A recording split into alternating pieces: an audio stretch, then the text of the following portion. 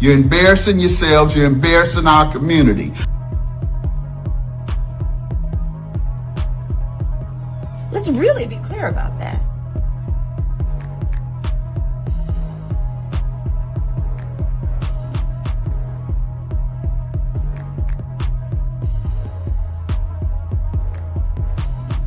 You're embarrassing yourselves, you're embarrassing our community.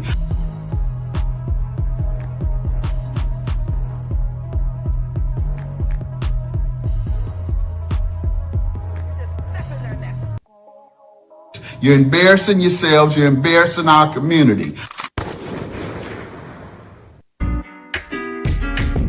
Yeah. It's entertainment. Harlem World. I'm the legend from the Hudson. Hey, ma, how you? I am that dude. You are so cute. Oh, it's lit. We knew. Talk to me. Hey, ma, how you? I am that dude. You are so cute. Oh, it's lit. We knew. Talk to me. Pulled up to the club. I'm talking at La Marina. My cousin Chucky Black is wavy. He in the Beamer. Mommy looking good. She see me. She with the peoples. And this is how entertainment. We moving like we the Beatles. I'm from Harlem. My ego is very lethal. This lady looked amazed. I'm talking to her people. Speaking all the sism like a pimp to a Mac. I'm too successful to lie. I'm speaking nothing but facts. Your booty is fat, but tell me, did you wrestle? Can't f with stupid if your grind is on the struggle.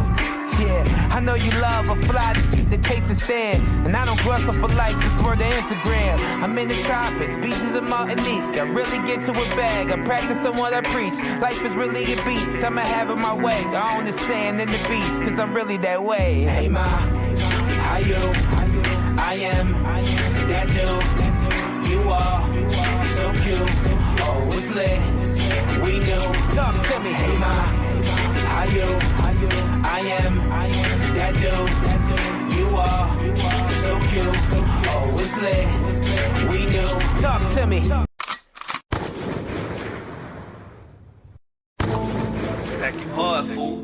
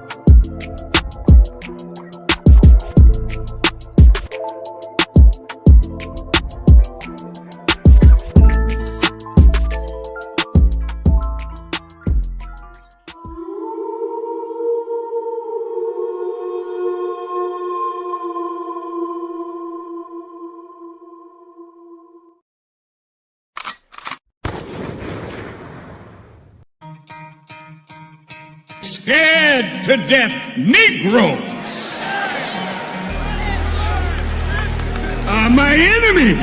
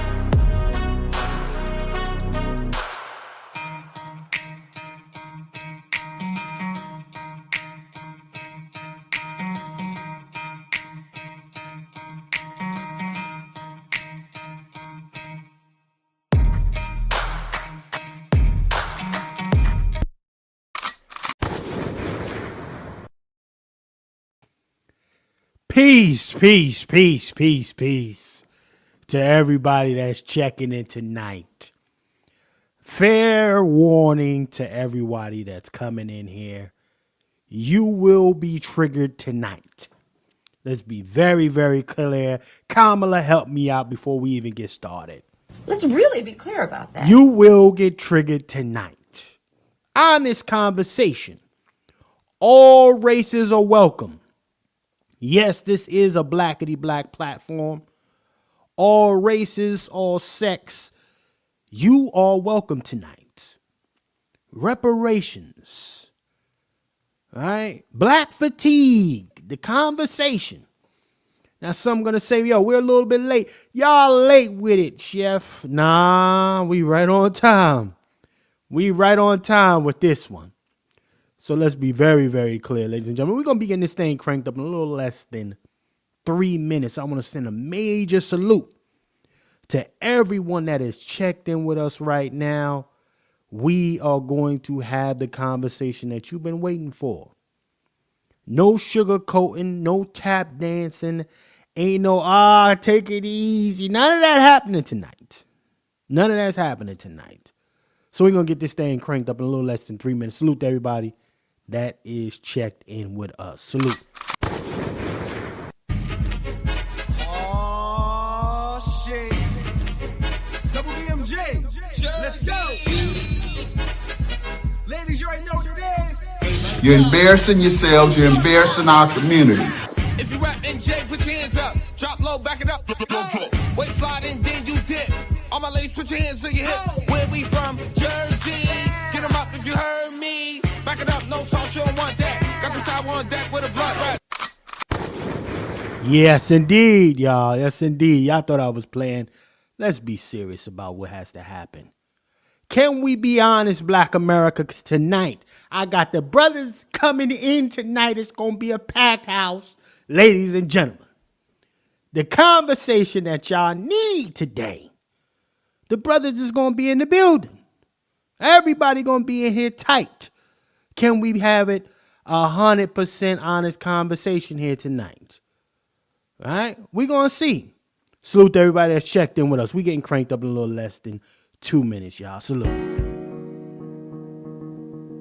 You're embarrassing yourselves. You're embarrassing our community.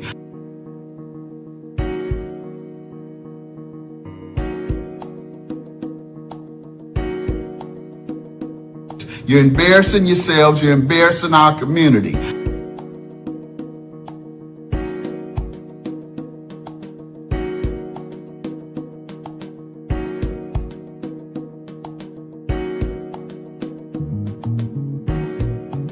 Scared to death Negroes are my enemy.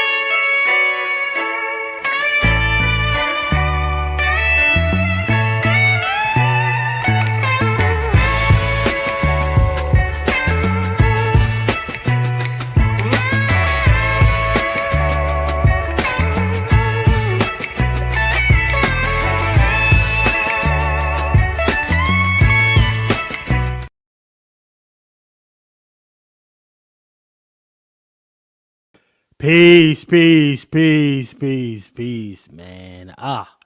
Let's get this zesty up off the Let's get that zesty up off the camera, y'all. Oh, man. Salute to everybody that's checked in, ladies and gentlemen. This is a conversation I believe has been long overdue. The brothers will be cammed up tonight. We are here to have a conversation, ladies and gentlemen. Tonight's preliminaries will be a little different for y'all, though, family. Will be a little bit different. Tonight, you're going to have the opportunity for our audience to time a panelist out.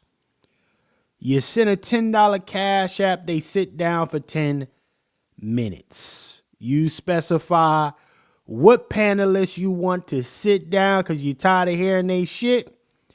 You send a $10 cash app, they chill out for 10 minutes. You send a $15 cash app.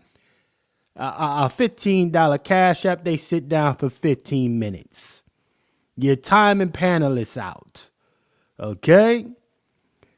You want to get me the hell up out the way. You send a $200 cash app, shut the program down. Put me on ice, goddammit. Huh? So we're going to do it. It's a little bit of different today. And let's be very clear. We're not doing no 5-minute timeouts. So no $5 timeouts, no $2 timeouts. We start right at the 15-minute, 10-minute timeout, family. Okay, for this conversation. Just to be very clear. Kamala Harris. Let's really be clear about that. Yeah.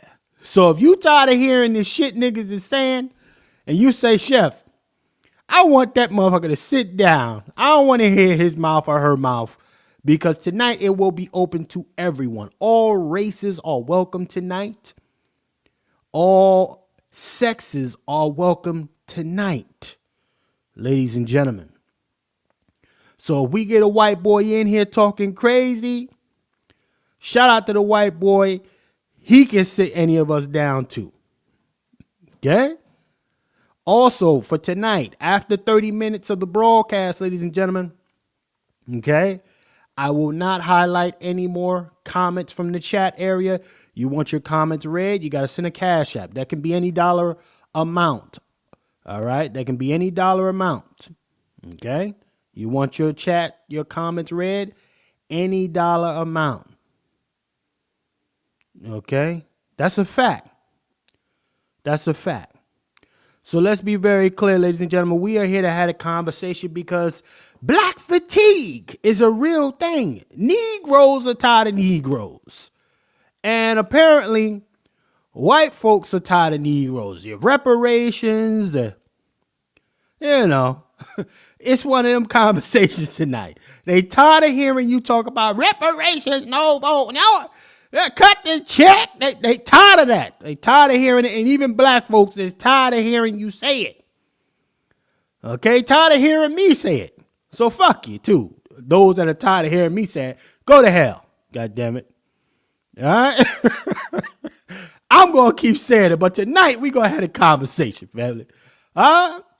Can black love survive if two people that are in a relationship, heterosexual relationship, man and woman, to be very clear, can it work when one believes in reparative justice and the other does not? Let's have a conversation. Right? Is that brother or sister off code? As they say, off code, ladies and gentlemen. I'm setting the stage tonight. Is that brother or sister off code if they decide to date outside their race, but that person supports the cause? You got a Latina or a kin supporting a sister for her reparations repair. Are they off code now? Let's be honest. Let's have a conversation tonight. Yeah. Okay? But in the meantime, before we go too far, let me get the little homie chef in here, man. If y'all in the building, let your boy know it's real. We here to have a type of conversation that's going to have your blood high tonight. I'm hoping to get one of my racist white boy colleagues in here to get y'all on fire. Yes. To get y'all upset tonight. Yes. So let me get little homie Chef in here in the meantime. If you're in the building, sound off in the community kitchen chat. Let me get little Chef in here. Peace. What's happening with everybody? What's happening? What is happening? I see my brother Q from Let's Talk 2 in here. He came ready early to get it popping, ladies and gentlemen. So that's going to be that kind of conversation. Salute to brother Q. Yes, indeed. Who else is in here? Let's see who else is in the building. We got our sister Star to God. Our sister Star is in the building. Salute, Sister Star. Salute. Let me see who else is in here. Let me see. Yes, indeed. We got our sister Queen DW on deck. Salute, Queen DW. Let me see. Who else is in here? Who else? Let's see. Who else is in the building? If you're in the building, sound off. Let me see. Who else is in here? We got the brother, the God. Our brother Black Laren is in the building. Salute, brother Black Laren. Salute. Yes, indeed. Who else is in here? We got American Man. Yeah, everybody getting busy with this. Let's do it. Salute to the American Man for checking in. Yes, indeed. Who else is in here? Let me see. Alright, we good for now. Alright, salute the little chef. Shout out to Lil Chef, y'all. Shout out to Lil Chef, man. Okay, if you're here for the first time, but you're not here for a long time, I am your host, Chef C from New Jersey, ladies and gentlemen. And this is On Their Necks, bringing you Pat Talk, the one y'all been waiting for tonight, ladies and gentlemen. Tonight, we here to have a conversation. Yeah. We here to have a conversation tonight, ladies and gentlemen, okay? We got the brothers on deck tonight. It's going to be that type of time tonight. Yes, indeed. So, if you're here for the first time, you're not here for a long time, I am your host, Chef C from New Jersey. This program is brought to you by Bloodline Films in collaboration with LWF Training for season 2 of On Their Next podcast. But we bringing y'all tonight Pat Talk. Yes, indeed. So we got all the brothers in here coming through right now. Let me get my brother Q in here. I see Q from Let's Talk 2 in here. Q! What's happening, Q? I'm hoping somebody time me out like $15, $20. Matter of fact, drop a 150. And I'll just call it and I'll just stay in the chat. Yeah. Drop 150. Make sure you make the cash app ring. Yeah. Light it up tonight, y'all. I'm good. Very interested in having this conversation. Hopefully everybody in the chat is up to speed with the topics, the main course and the appetizer, and being able to have a discussion whether we agree or not on what is going on and why it's going on, and like, what does Black fatigue mean to you, and how maybe a lot of Black people are Black fatigued, because the original Black fatigue comes from us. Is it being co-opted like woke? That's what we need to ask ourselves. Maybe some of us are fatigued with, dealing with the microaggressions that go on every day, with their occupation or going to the store or whatever. So, interested in having this conversation. Yes, indeed, man. Salute to our brother Q from Let's Talk 2, man. Good to always see Q. I got the wolf. We're going to get the wolf in here. Let me get the wolf up to the top, man, ladies and gentlemen, because the wolf is in the building, ladies and gentlemen. Salute to brother Juan J. Johnson.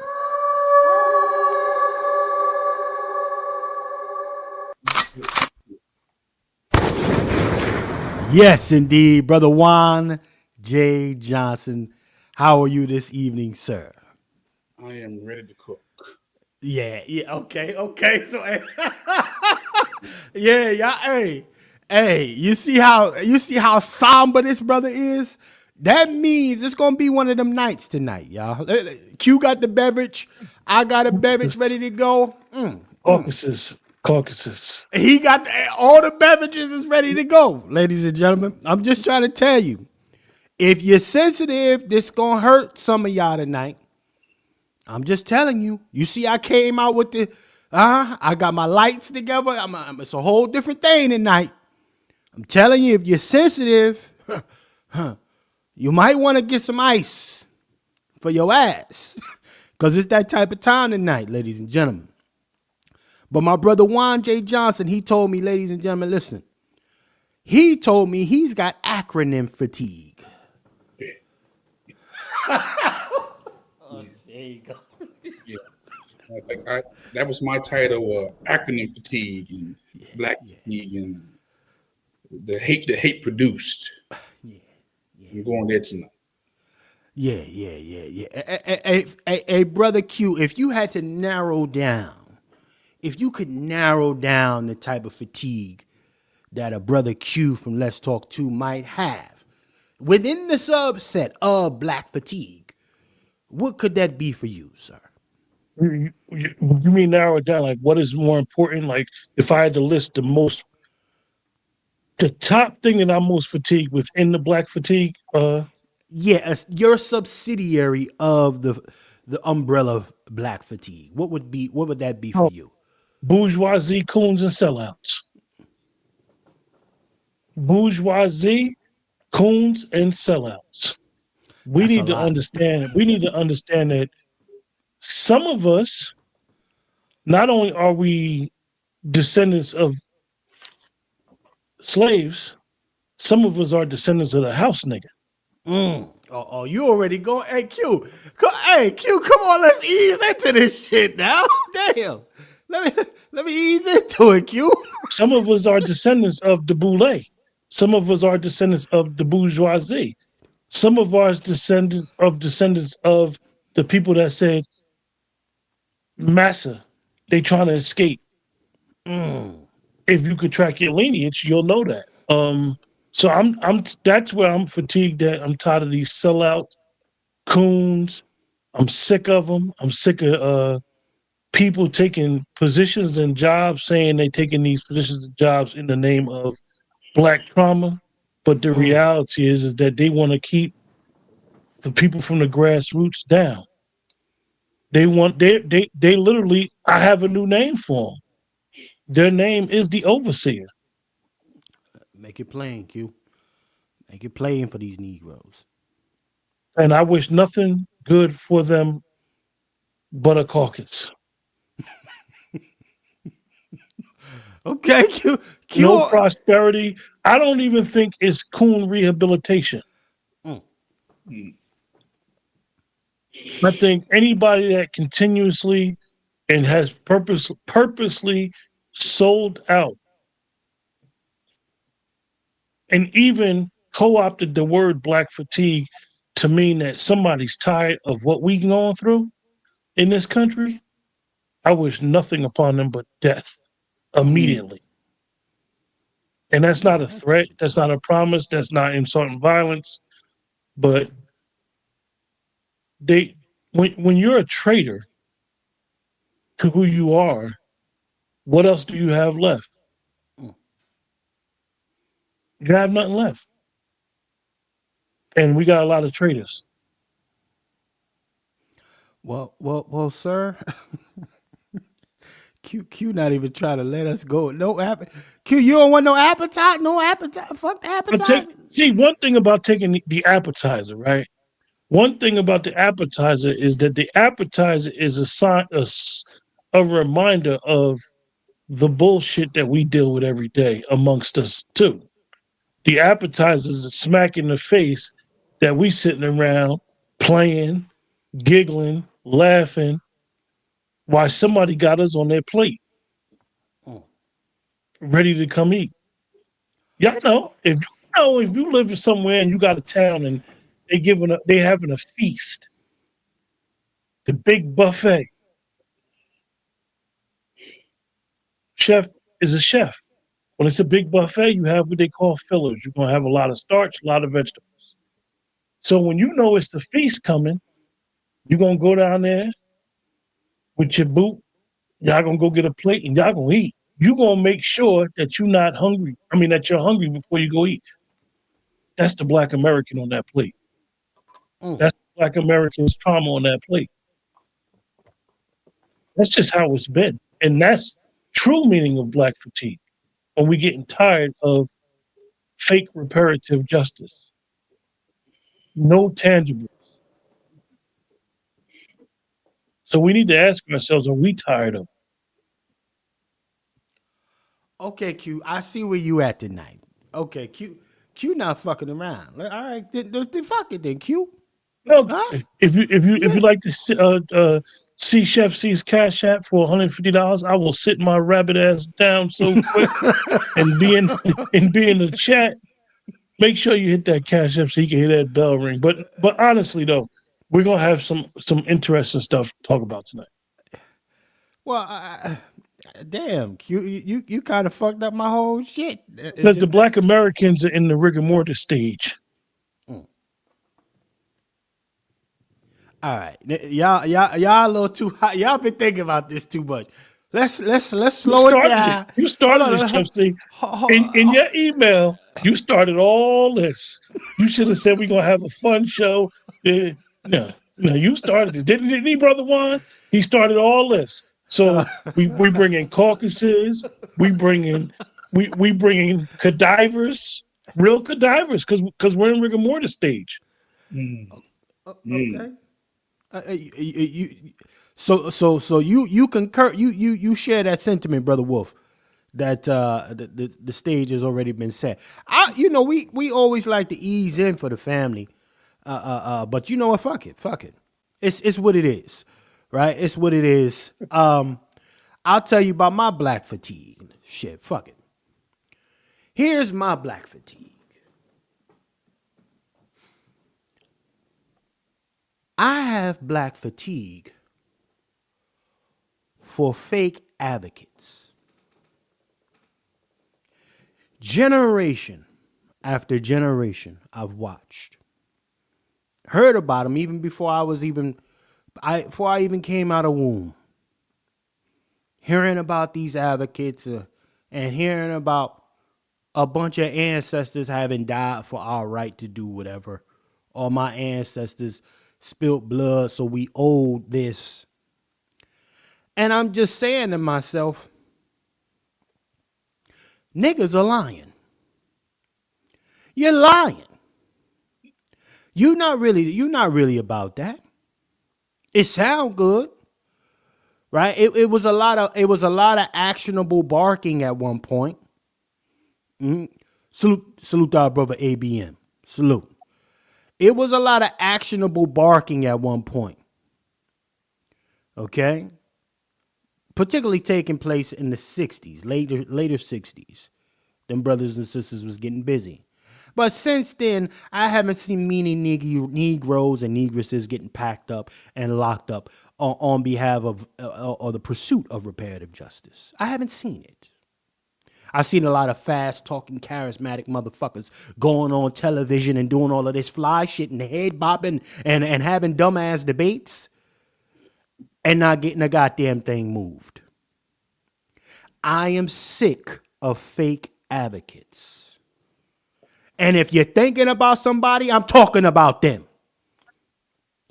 Yeah, let's be, Kamala. Let's really be clear about that. That's who I'm talking about. It's that type. If we're not going to play Q, let's not play then. Let's not fucking play then. Huh? Any advocate out here, any one of them, anyone, you can associate it with an acronym or not. I'm talking about them. They're lying.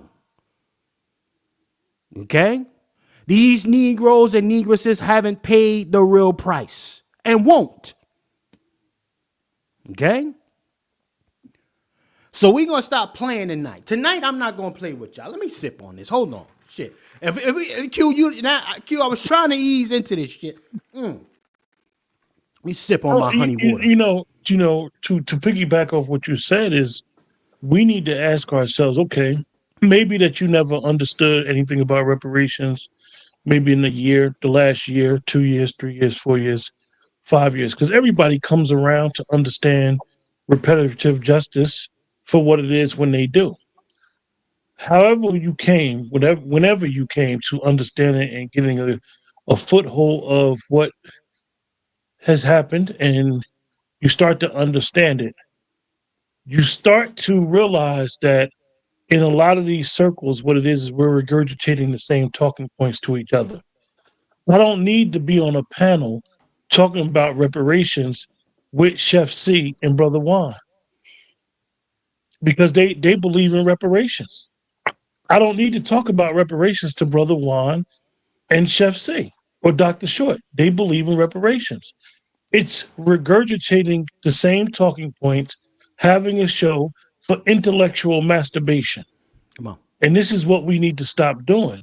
We have a bunch of people who have co-opted the reparations movement, which we should understand.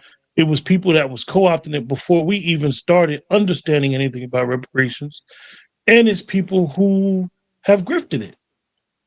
So with that, we should be talking to or starting grassroots stuff, organizing locally first and foremost, and get the fuck off of Twitter, get off of social media, regurgitating talking points, and then want to know why your left hand know what your right hand doing.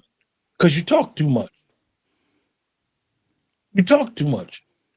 You telling too much. Not that it's a secret, not that it's something illegal, not that it's thing, but you don't let your right hand, don't let your left hand know what it's doing. You have a better chance going somewhere, organizing from the grassroots out there amongst the people, talking to people, explaining to people what's what, and then trying to use your influence to leverage people to understand the fight. That's the issue. That is the core of the issue. Because like I said, we have become a regurgitating community. And what happens is that if I don't agree with Brother Juan's acronym or he don't agree with mine, now I'm attacking him, but we both saying we from the lineage. Come on. Whether I agree with Brother Juan's approach or not, let's just say social media.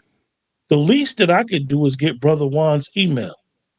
If I have a disagreement with him, I could email him and say to him, look, I don't agree with your point. Explain to me what you're saying. This is what men do. This is what leaders do. This is what people who really want change do, that if they have a disagreement, they'll do it privately. They won't air each other out and use their platforms to attack each other. Definitely if they have an agreement on the basic principle of reparations. Brother Juan wear dreads. I wear my hair bald. Am I mad at him for wearing dreads? No, he looks like my brother, if you ask me. But we so caught up in whether somebody looks like us, has everything down with us, or this ain't a monolith. None of this is a monolith. People aren't monolith. And we're the only community who will say we're not a monolith, but criticize each other for not being a monolith. Nigga. Come on, Q.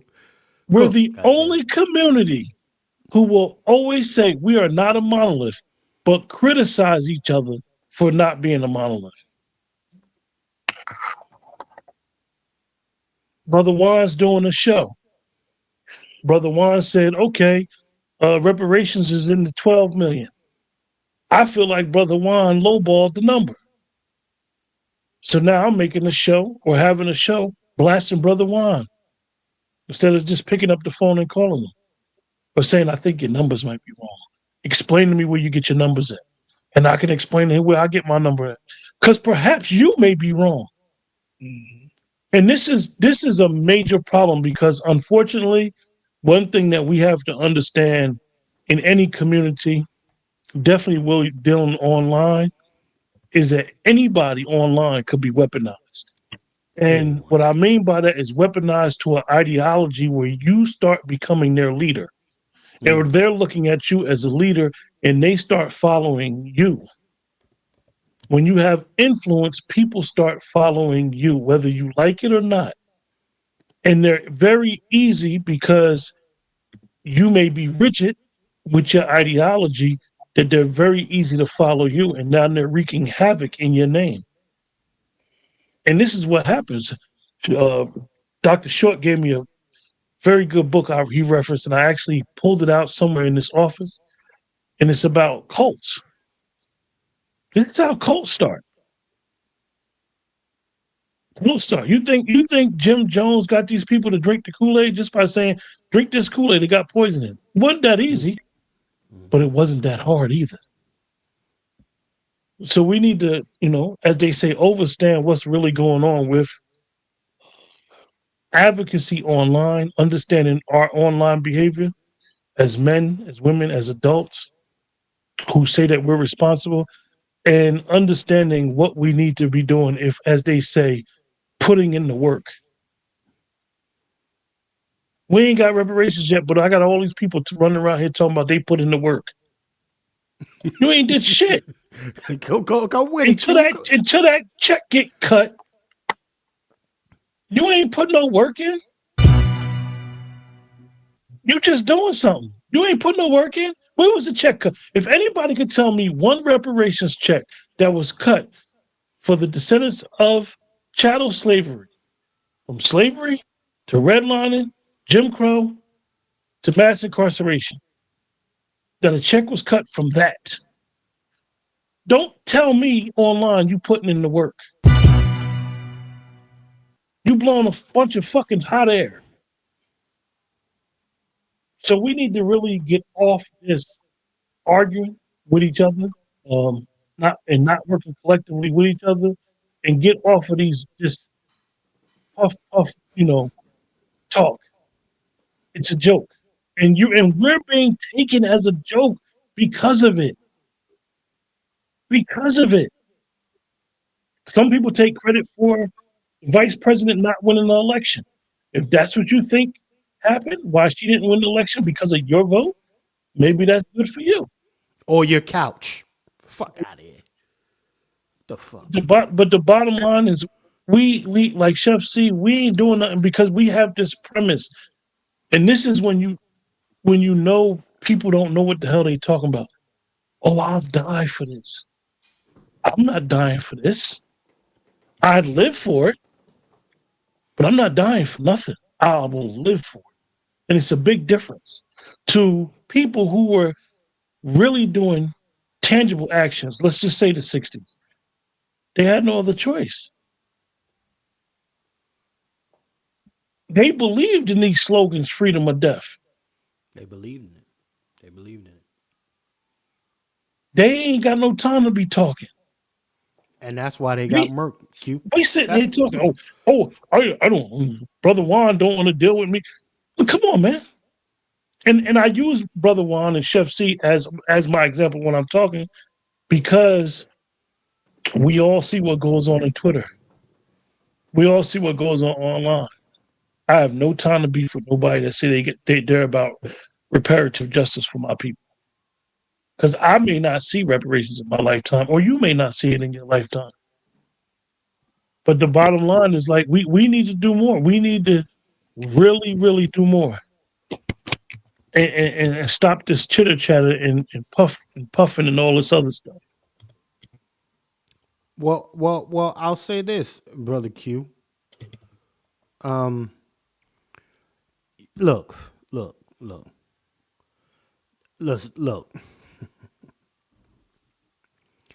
The greatest opposition to our progression or our reparative justice has become us. White boys ain't getting off the bench no more. Okay? They've leased out the task. Okay? They've mobilized all your favorite people while niggas still worship celebrity. Okay? And you throw away your reparative justice just to say, I went to that Beyonce concert. Jay-Z looking good. He's a billionaire.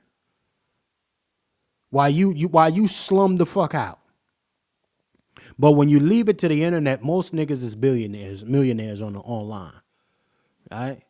From YouTube, TikTok, Instagram, right? X.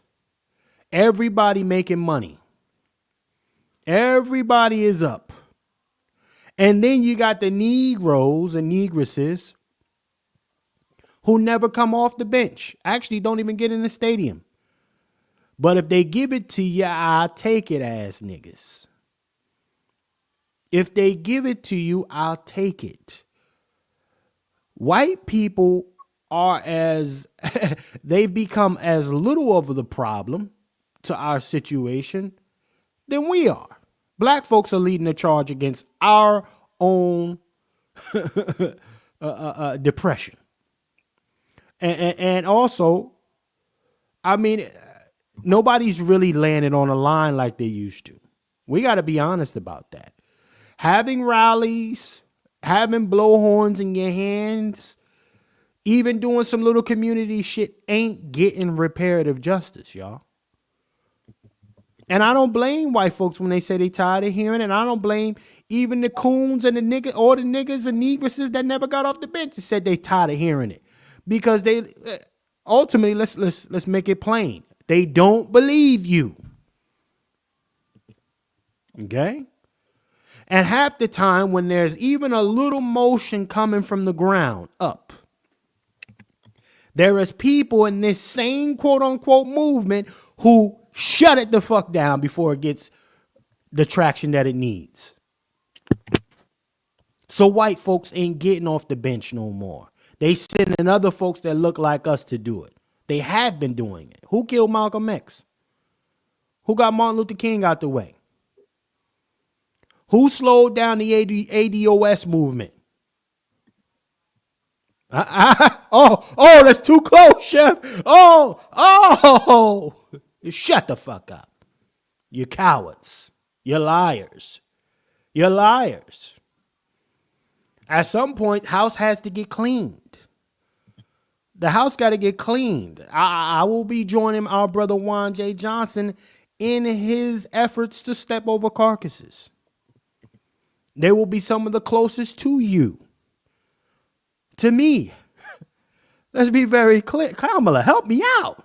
Let's really be clear about that. Okay? There will be some of the closest relatives to us. Ladies and gentlemen, I can guarantee you that there's more people in your family who will go against you getting repaired because you making trouble. I was doing Chef C, I was doing some research, right? And I want to ask everybody in the chat a question before I say the answer, right? Don't Google it. If you know off your top of your head, I just found this out yesterday. I was sitting here and I was reading the brother's book here. The brother Jared Ball, The Myth of Propaganda of Black Power. Let me get that cue. Let me zoom power. in on that cue real quick. Let me get that up there. Okay. Right? Brother Jared Ball, right? Okay. He has a YouTube channel called I Mix What I Like, right? So I like a lot of the stuff he says. He has that Malcolm spirit, that understanding what true revolution is. And he mentioned something in the book that I didn't know. And a lot of you guys that's on social media, you have seen that video, How to Sell a Negro. Come on. And he mentioned something in the book, right, on how to sell a Negro. Right? So you see the white guy come out and he's talking, showing TVs and all that. How to sell a Negro. Do y'all know who created that? It was in the 50s. He mentioned in the book that John Johnson created that. The same person who bought you Ebony and Jet magazine.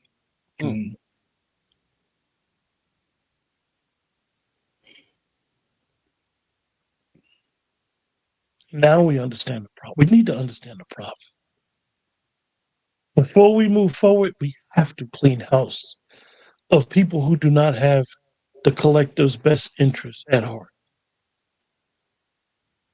These bourgeoisie, boule, uppity Negroes are going to always, always cut you at the kneecaps. Her brother brought up ADOS, a grassroots organization that Yvette Carnell and Tone started. People got to be honest. And, some things happened and they allowed it to be destroyed. Not destroyed like it's over, but it took a serious step back over personal shit. Let's be honest. Stuff on who gonna get credit for what. Come on. On who gonna say, they characterizing me wrong in a newspaper article. F them. F what your enemy thinking. Or one individual agree with something that's going on, and then instead of emailing, calling, inboxing, now you want to post about a particular individual. I know an individual who says he's a reparationist. He spoke ill of Dr. Claude Anderson to me about what Dr. Claude Anderson was saying about the boule and the bourgeoisie. And I kindly told the individual, I said, yo, this is where me and your conversation comes to an end. I didn't fight him. I didn't disrespect him. None of that. I just said this is where the conversation comes to an end because we were talking about reparations and the whole conversation was about reparations. We mentioned this thing because a bunch of people have decided to use our teacher, Elder Neely Fuller's book, The Code, and people have adapted how everything needs to have a code and an understanding. And we've adapted it. And now we started saying the code is our leader. Like, I'm going to keep saying that to y'all. If you thinking a code is going to lead you and your family and your people out of what we're going through, keep on waiting for it. Keep on waiting for it. Men lead. Period. Men lead. You want to sit around and wait? Lead. All the men need to be leading. Because we all know, the sisters going to follow us. The sisters going to support us. The sisters is going to do the sisters is going to be down with what we down with regardless. The sisters is good. I can already say for a fact, without even, and I don't want to revere off too much of the subject, right? But I bet you I can say to Chef C, who supports your channel more, women or men? I guarantee it say women. Because you know why? Women know strength when they see it. Shout out to my sister Star. Shout out to my sister DW. Shout out to all the sisters. My Q Star, Q to the scales. Shout out to all the sisters that put on, and also shout out to the brothers who always support the program. Brother Nico, Big Meech. So I say that to say, men lead. We need to understand what's going on. We need to understand, and the reason why I brought it up because, like I said, I was reading the book. I'm like, how the hell you got the most popular magazine ever? Ebony and Jet was a staple in everybody's home. Y'all know the coffee table, you had every Jet magazine. If you was a little boy, that little swimsuit was ripped out the magazine and taped and stapled in your house. And you used to be, having your little boy moment, looking at them beautiful Black women. But the same individual, Joe Johnson, that was his phrase, how to sell to the Negro. And we've been calling it and chasing it ever since. Buy black. Buy black for what? We don't own shit. We ain't got no money. We're worse off. If you look at that wealth gap, we're worse off now than we was in the 60s. That part. Salute to Sister Jane. Thank you as well. always riding with us. Black home ownership is down worse now than it was in the 60s. That part, Q. Wake that up. We got more millionaires, but we got more people under the poverty.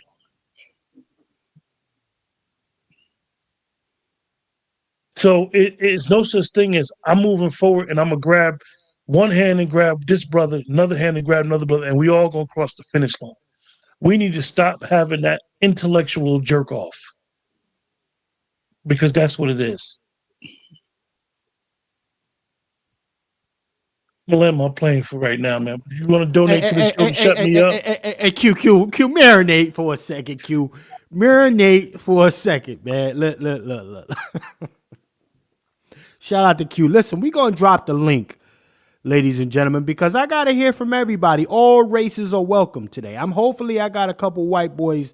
I sent the bird out for one of my racist homies to come in here and talk his shit. I hope he come in here today. But listen, we gonna open the platform up.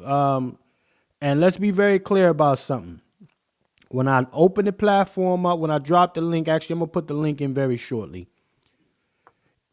To remain off, because we believe in tonight's conversation, you need to say it with your chest. So that means cam up.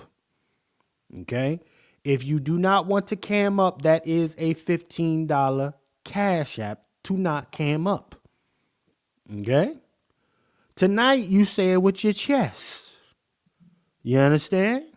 and make sure you like, share, and subscribe to the program. Like, we should have more likes than viewers. Because I know some people come in and they come out. But hit the like button, y'all. Right. We got 70 plus in here. So definitely hit the like, y'all. 70 plus in here. Hit the like or the dislike. Send us a nice fuck you with the dislike. We're going to be all right regardless.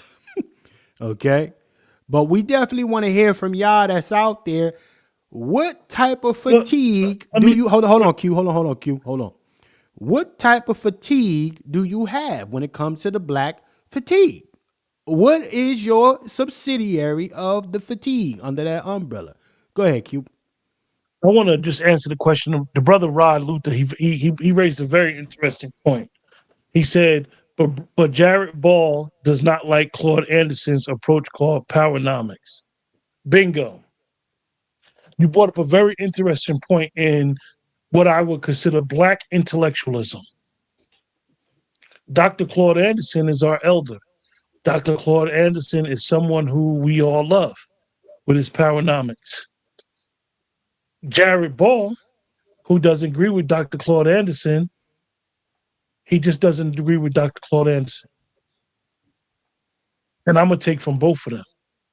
Whether I agree on Jared Ball on everything or whether I agree on Dr. Anderson on everything. And that's one of the issues that we have. We don't understand sometimes, and let's say they're contemporaries. Contemporaries disagree. And for me, I don't agree with nobody totally 100%. That goes back to the conversation about monolith and understanding that black intellectualism should be respected first, and then you take from it what you can. And what you don't think is beneficial towards your personal situation and the way that you view black Americans as a collective, you don't agree with it. That's what we have to do. But we take sides. Who's better, Booker T or Du Bois? Who do I agree with? And then they said that Booker T was a sellout. And this, that person, that one. And then why they hated Garvey. And, why Garvey was this. Garvey did that. Why Garvey hated them. For me, I'm not of that ilk to hate on none of these people. I have my problems with some of the stuff that Garvey did. And I have my issues with some of the stuff that Du Bois did. I prefer Booker T, but I have my issues with Booker T. So we need to understand, I consider myself a layman. As a layman, I will take from all of them and get the best out of all of them and be able to move on. to answer that question, Brother Rod. And I apologize if I was long-winded. No doubt. I want to go to the Wolf. At this stage of the game, we are no longer reading comments in the comment section. If you want your comment highlighted, send a Cash App. If you want your comment highlighted, send a Cash App, ladies and gentlemen.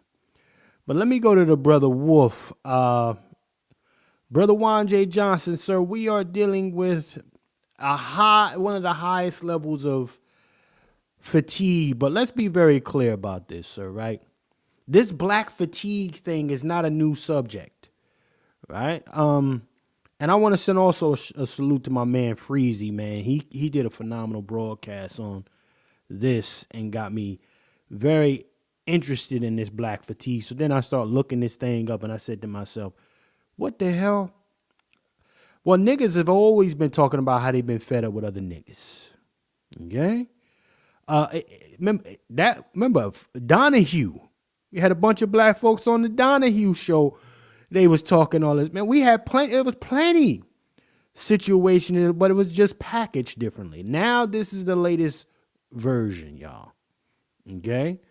Of black folks being tired of black folks and also white folks feeding it through their talking heads. Okay? or looking for that one opportunity to essentially say nigga. All right?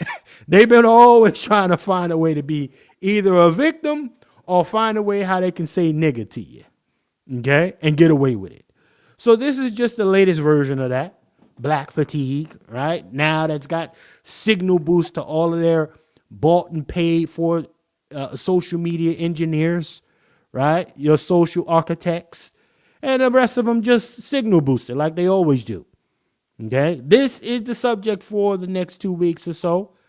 Just another media terroristic tactic and strategy to keep all of us constantly thinking about Diddy this, right? Cassie, this happened to Cassie. The motherfucker. We getting tax. Tax might get passed through the damn Congress now. So tax free tips on taxes now, right? Just to keep Negroes looking all over the place and never having no focus or any time to think about any damn thing. Okay, that media is the media has become a psychological mercenary. Okay, I can't even say has become. It's always been waging war on our subconscious. Okay, but nonetheless. Brother Wolf, I got to go to you, sir. You made it very clear to me. You said, listen, Chef, I have acronym fatigue, sir. Yeah. Elaborate on that for everybody. Well, before I go into my spiel, I did drop a quote by Dr. John Henry Clark in the chat that says, a people who don't respect their ancestors, the offspring won't respect them. And just to follow up on that comment, I need to put some respect on the 100th anniversary birthday of Haj Malik El Shabazz, Malcolm X. He would have been 100 years old on the 19th of May. Okay. And that one quote I said, it collaborates with the whole Malcolm X piece. We don't put no respect on the ancestors. Every year there's a President's Day. One moment, Brother Wolf. Hold that, please, right there. I got to salute my brother ABM for sending a Cash App to the program, ladies and gentlemen. Salute to my brother ABM, man. Appreciate you. Salute.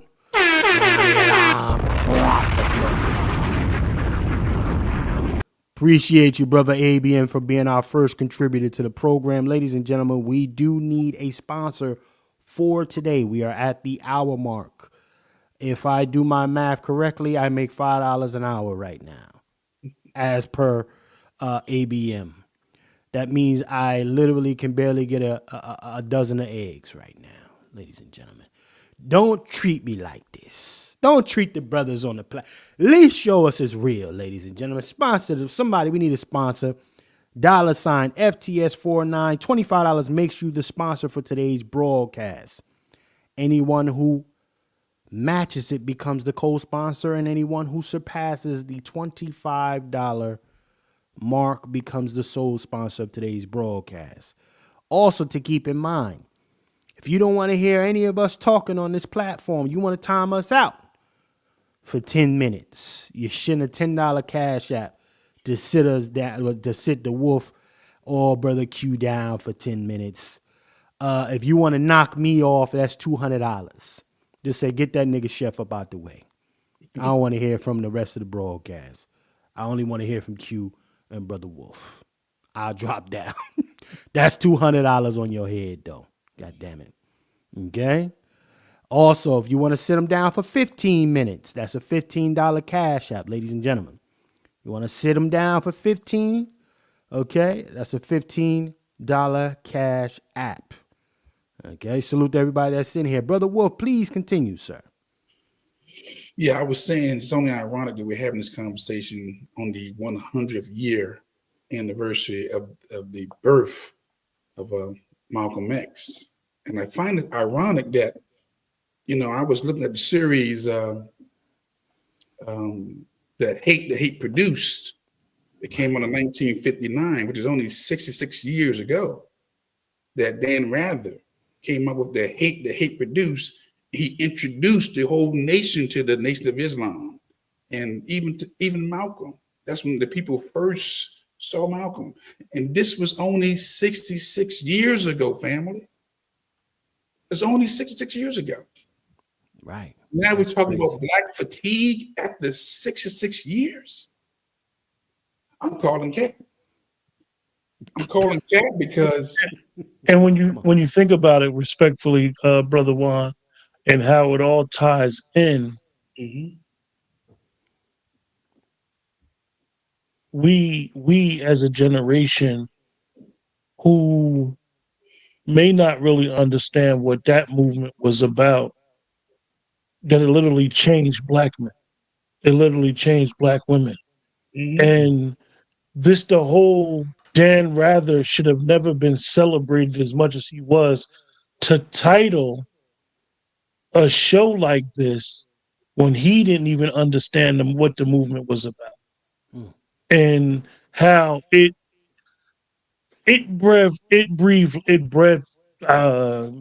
put life back into, black excellence, having some type of form of black pride.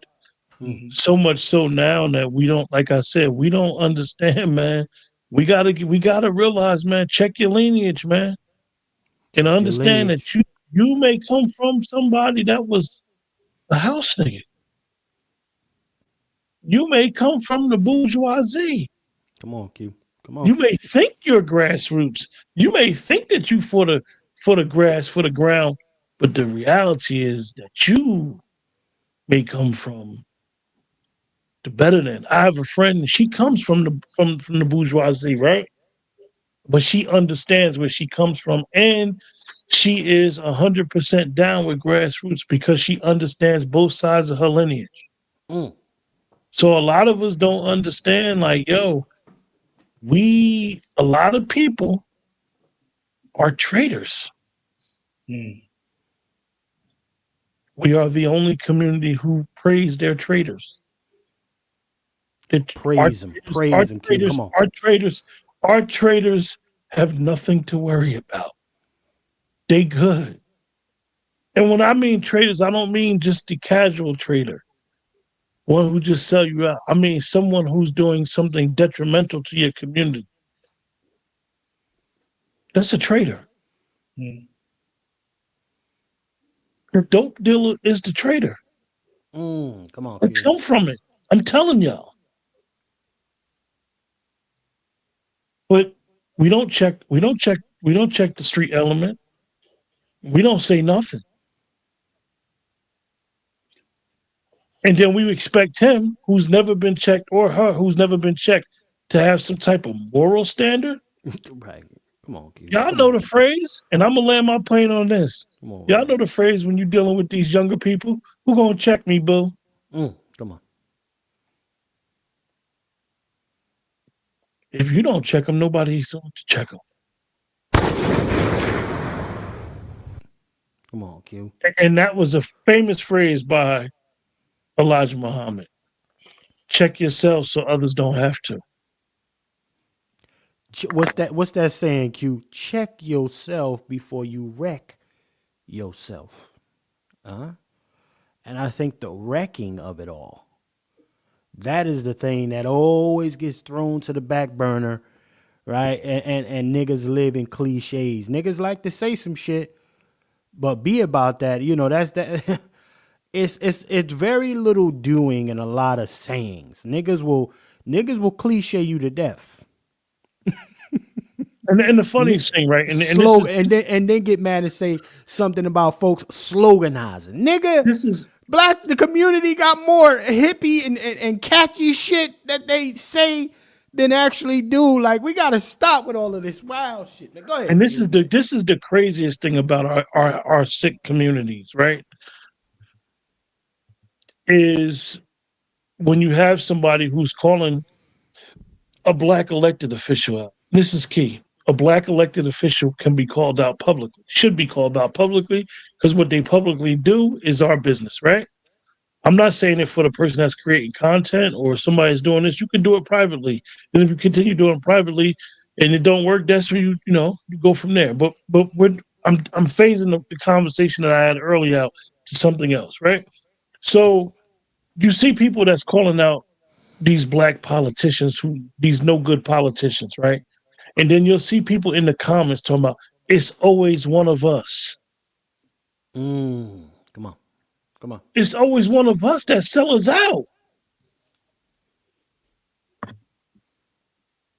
It's always one of us that sell us out. If anybody could tell me there has never been a movement in America, Turtle Island, whatever place we want to call this, that where the black American was on the move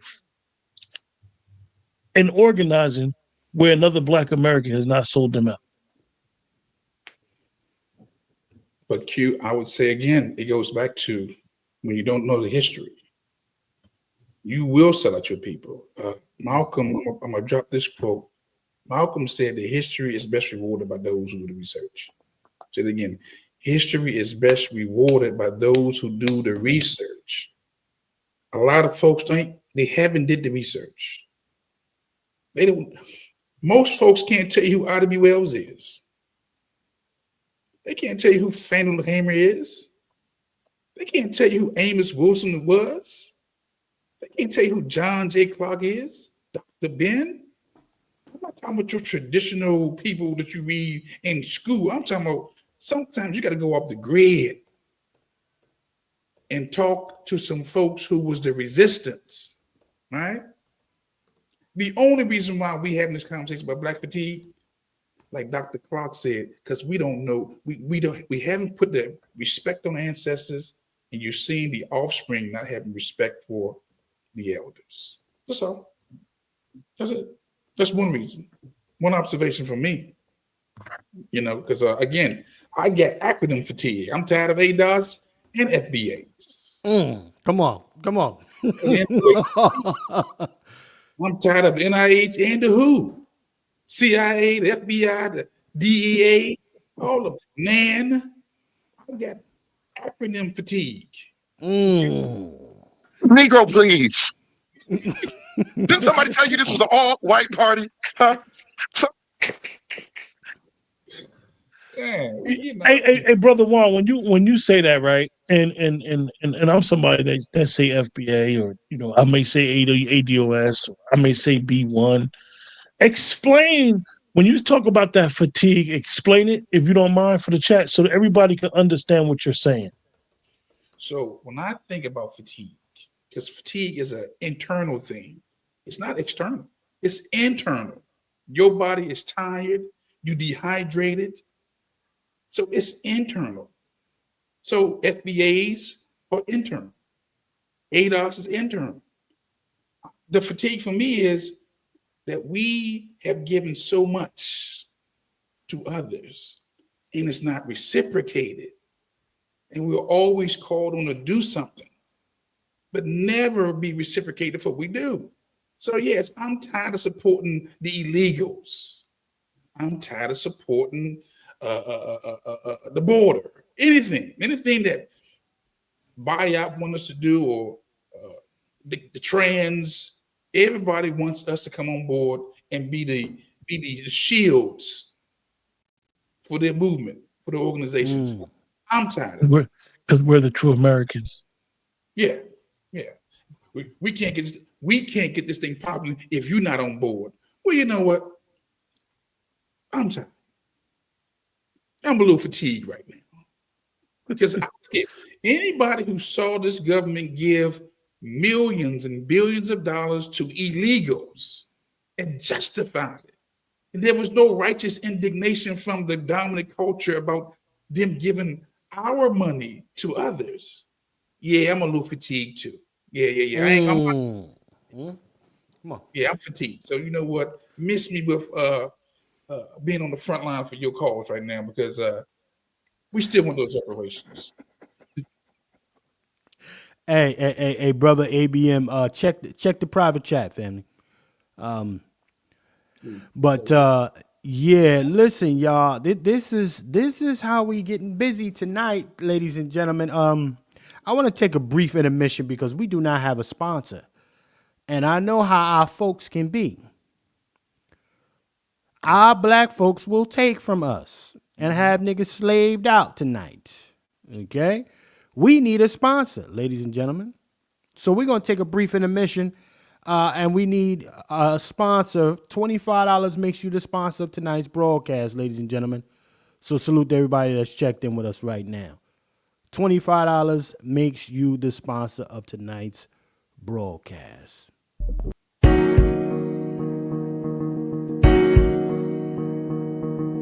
Scared to death Negroes are my enemy.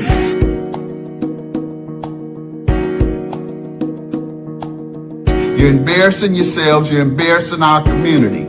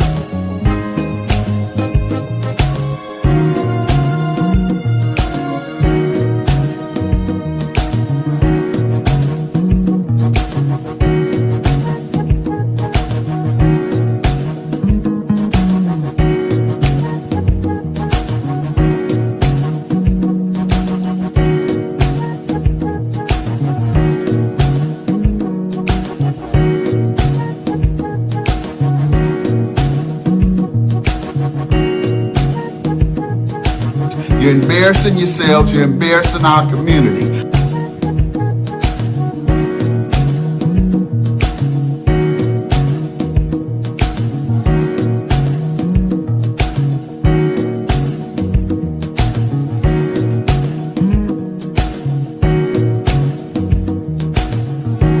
Hit the Cash App.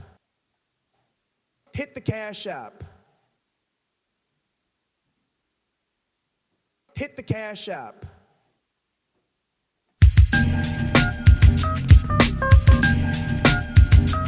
scared to death Negroes are my enemy. You just step in their neck. You just step in their neck.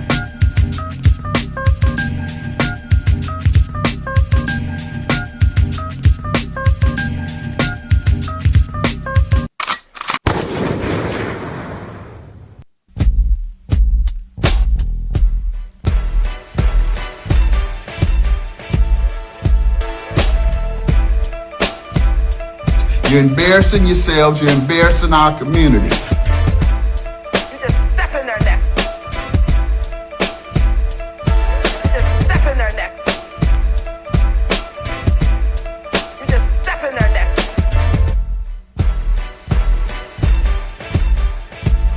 You just step in their neck.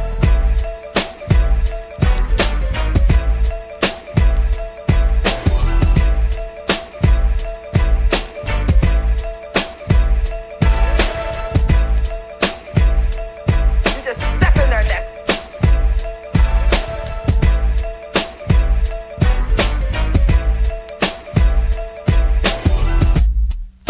Salute to our brother ABM for becoming a sponsor tonight. Want to say a major salute to our brother ABM, man, for coming through, keeping us open tonight. We're going to go a little bit longer. Salute to that brother. Let me get him in there. Ladies and gentlemen, support the program. 70 plus in the building. Feel free to hit that cash app. Let me go ahead and get my brother ABM in the building. Salute. We appreciate you, brother ABM.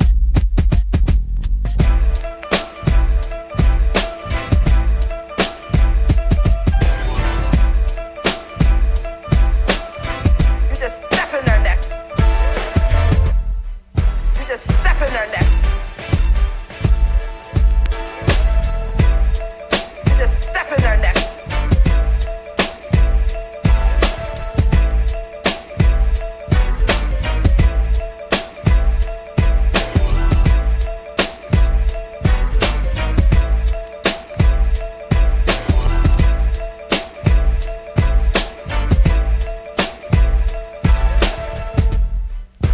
You just step in their neck. You just step in their neck.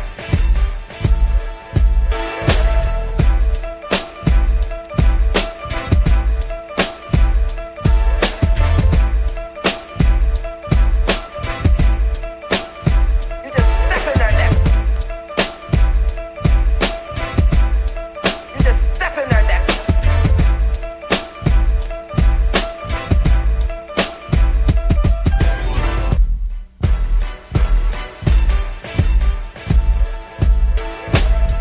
You just step in their neck.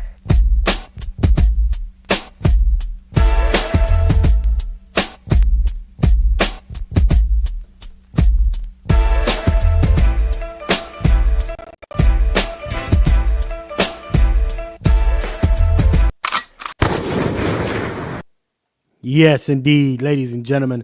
Salute to our brother ABM, man, for coming through and getting us together, keeping the place open tonight, man. He has become the official sponsor of tonight's broadcast. If you would like to become the co-sponsor with our brother ABM, it will be a $25 contribution. And to become the sole sponsor of today's broadcast, you must surpass the $25 contribution. Also, to keep in mind, ladies and gentlemen, if you want to get somebody up off the daggone platform and time them out, you send a $10 cash app to put them on a 10-minute timeout. You tired of hearing this person talk, okay? If you want them to sit down for 15 minutes, you send a $15 cash app to have them have a seat, all right? And anyone that wants to get back on the platform early, you send a $5 cash app to get back off the timeout sooner than they try to get you packed up. Okay? That's how we doing that today, ladies and gentlemen. But salute again to our brother ABM.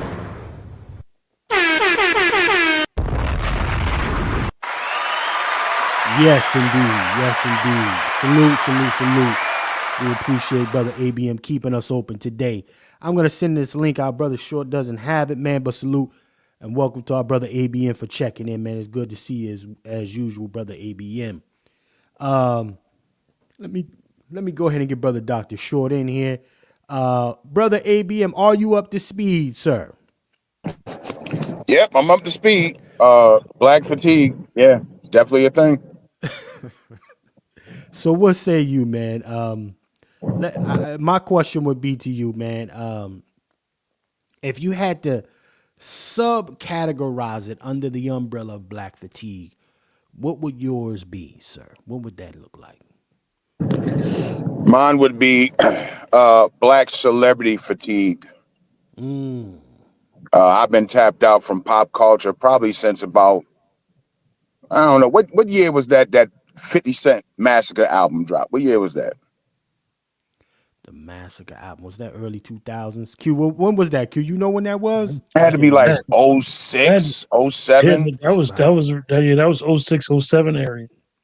Yeah, Okay. I've been tapped out since then, dude. I'm sick of rich niggas and famous niggas and shit. I can't do it no more. Hey, but again, right? Look, we got to understand something. Where does that power come from? It comes from us. It comes from a whole bunch of booty clapping and did you heard what 50 said? Oh, Jay, you see how Jay-Z came through with the new boot? It's our problem. It's our problem, and it's also Negroes living vicariously through these fucking celebrities, living through them. So now it becomes hard for me to really, it becomes very hard for me to even be angry at the celebrity anymore, because I have to look at, like, I didn't want to agree with Brother Q when he said this a few broadcasts ago. He said, we created Diddy. I know I did. I bought all that nigga shit. Listen, in the early 2000s, y'all, I had the Sean John leather outfit. I bought some double sole black Timbs, right, with the black sweater, and I had the Sean John leather outfit on. I was fly. Then I followed it up with some more Sean John. I was drippy. Then I started getting the smell goods. I had the smell good, Unforgiven. I had the shorties open off of this. Then when he came with that come to me and do it. I was all of that, man. Shiny suit and all. I know I wasn't the only one doing it. And then he had that take this money shit. Everybody was doing that.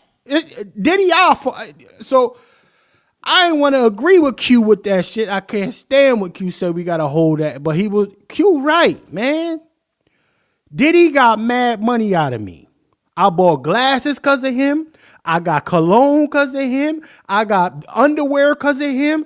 Clothes because of him. Shoes because of that nigga. Take that. Then I started dancing. I started doing all of this shit. Hey, Chef, see, you might want to call me a cheese eater, but you was going to the tunnel back then. You was going to the Limelight. You was going to Sound Factory, and I'm gonna be quiet. Oh, Sound Factory. Oh, Sound Factory, New York. Where y'all at, New York? Hey, matter of fact, New York can't even just hold that. New York, New Jersey, Pennsylvania, we can't even just hold that. Bro, I was Harlem shaking. Oh, I was Harlem shaking when that G-Dep dropped, bro. I didn't care about cheesecake until I watched the fucking the show when he made him walk and go get the cheesecake. All of a sudden, I give a shit about cheesecake. We do it all for these people, and we get nothing in return. cheesecake down. This is why I'm just Cheesecake. tapped out from all of this celebrity worship, because social media has now made it so that you can be absolutely talented, but yet you got followers, so now you're a fucking celebrity. Look at the Kardashians. Mm. You know what I mean? This is what television and social media has done to us. black women are now getting BBLs. I could have swore black women were known. Like, wasn't that the stereotype? Black women got big butts. Sisters, y'all not the archetype no more? Now you running out getting BBLs because of some Armenian broad and some half breed. What's her name? Used to be with Kanye. Oh, what's that? Amber Rose. Amber Rose. Yeah, you used to be the stereotype. Black women got big ass. Now y'all following behind non-black women. This is what social media has become. And now on top of that, politicians are now celebrities. Just look at Obama. Remember the little viral video? Remember when he was running in 2008 and the Obama girl made that little YouTube video and shit and it blew up? Now your politicians are celebrities. So just like the rapper that don't have to do shit for you and you give them everything, you do the same thing for your politician now. The politician is now a celebrity. This is why they getting Cardi B doing interviews with Joe Biden. I know Joe Biden was pissed. Come on. Got me talking to this, I don't want to get your show. You felt like, yo, he hated that, right? Like, this is where we at now, because it's like you and Q was saying, black people are mindless zombies at this point. It's the Walking Dead. We just wandering around now. No plan. No sense of organizing. Last week I went in on organizing and shit. We don't have none of that. We just out here now. And you're right. That's on us. That's not the white man. The white man can't make you be brainless. Well, watch this, ABM, and check this out, brothers. ABM just sent me the best kind of layup possible. Because it's not the white man. And you know what? Guess what? But you know there's going to be some people in here. Oh, we already know that, Chef. Shut your dumb ass up. Okay? How about stop knowing it and doing something about it? This is what I need from black folks. Okay? How about stop knowing that they already feel about this and then pretending like you got some hold over the way they feel? Shout out to my man Freezy from No Captivity. Okay? Make sure y'all go subscribe to him. Look at this white boy on his panel.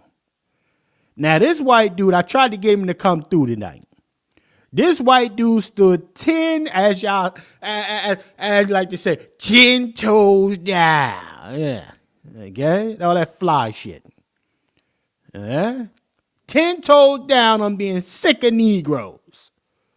Let me go ahead and play this. Fair use. I think they're not only... I don't Now my brother Freezy asked him, and salute to Freezy and the No Cap crew over there. Freezy asked the white boy who looks like he's living in the cabin. He's got his guns in the back, doing what our brother Wolf always preached to us. Make sure you got yourself a rifle, got yourself a shotgun, okay? Got yourself a handgun. Everything that brother Wolf says, every fucking broadcast. And niggas ain't got it. And barely hit him up to find out more about it. But that white boy on that black panel, standing 10 toes down, looking niggas in their face. Watch what he about to say. I don't think they're tired of it. I think they're fucking sick of it. Who gives a fuck? Oh, let him finish. But I can't say anything. Let him finish. And by the way, doesn't your title say white people, all races? Of course.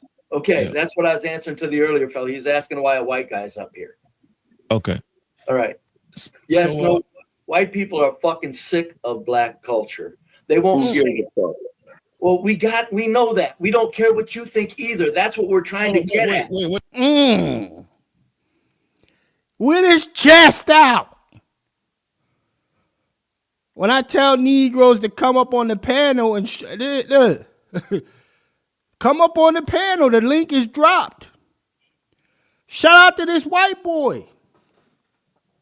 because I don't have to guess if I need to step over his carcass. I'm going to do it because he told me how I need to deal with him. He don't fuck with me. And I'm glad that he's telling me that. So the decision is made plain. It's made simple for me. While we got a bunch of Negroes, well, they all ain't like that. Oh, blah, blah, blah. Shut up. We're at the point, and Chef C, pardon me, and I don't even need to watch this video, but this is one of the issues that I have with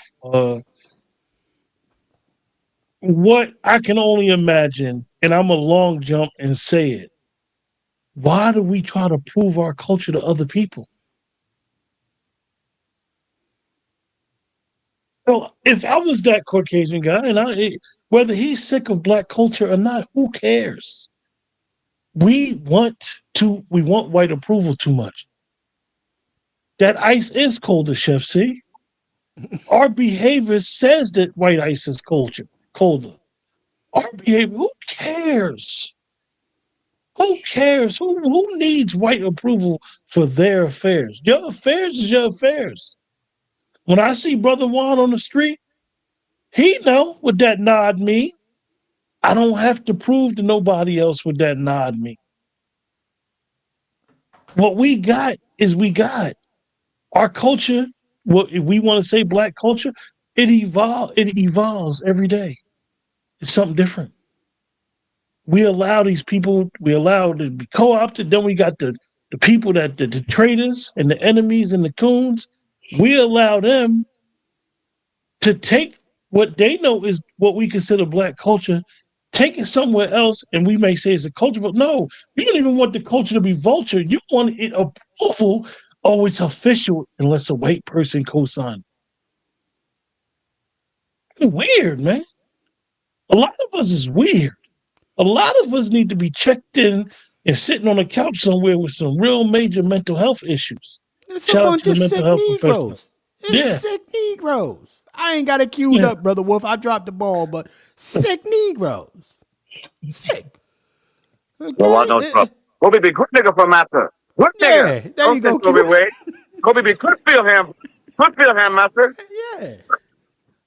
I mean, Q, listen, Q, I'm playing this because there's still a great deal of black folks out here that's saying that's quick, that even in this moment are steaming right now, shaking, ready to go jump out the window for white boy. Even when the clip with the white lady that, even though they sitting in the blackety black platform right now, when the white lady on Twitter went viral for saying she had black fatigue, and shout out to content creators for bringing it up and talking about it.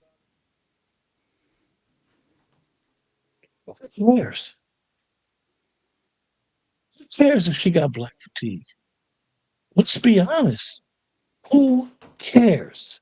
She took and said she had black fatigue and twisted what we got. We know where woke came from. Black fatigue came from our sister Mary Frances Wright, and she coined the phrase. She took the phrase and twisted it to a totally different meaning. Only black people can have black fatigue. For living amongst this beast. Well, hold on. I'm gonna go to you. I'm gonna go right back to you, Wolf. Let me play a little bit more of this. Matter of fact, get your thought off, Wolf, and then I'm gonna play a little bit more white boy talking his talk. I just posted in the chat Stockholm syndrome. It's real among us. Stockholm syndrome is very real. It's a coping mechanism to a captive abuse situation. People develop positive feelings toward their captors and abusers over time. We don't have to deal with that reality, but we are products of Stockholm syndrome, and it's heavy among us, and it's rooted in that white Jesus piece, trying to it's what slave and free at the same time. You're slave, but you're also Say that again, Brother Juan. Slave and free at the same time. Yeah. Slave and free at the same damn time. That's a Stockholm syndrome right there. Mentally, we slave right now. We used to be physical, now it's mental.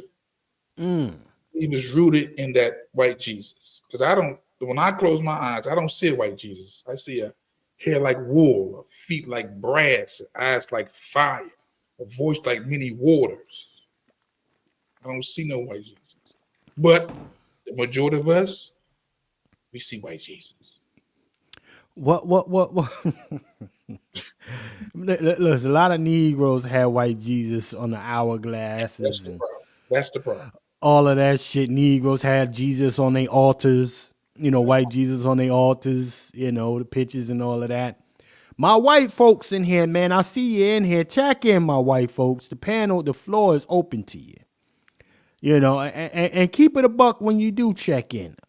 Just be very clear that anyone that checks in order to not cam up, that is a $15 contribution.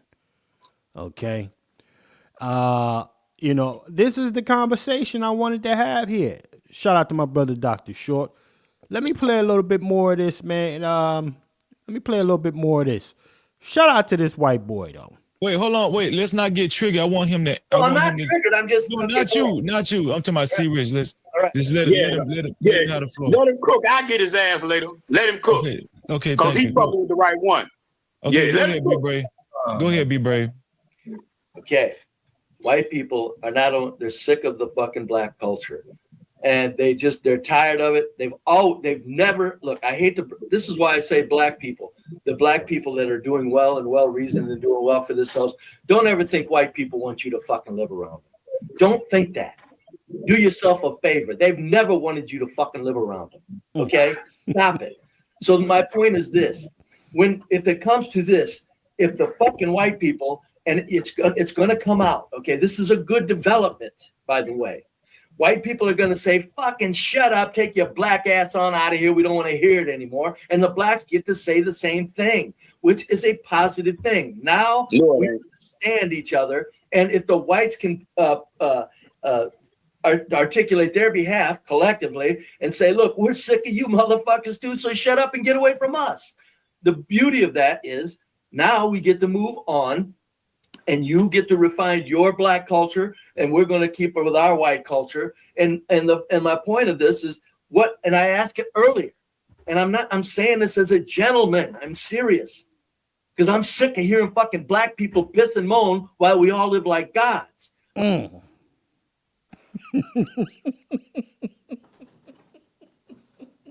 he's saying it with 4 shotguns in the background. So watch this. That's a subliminal suggestion.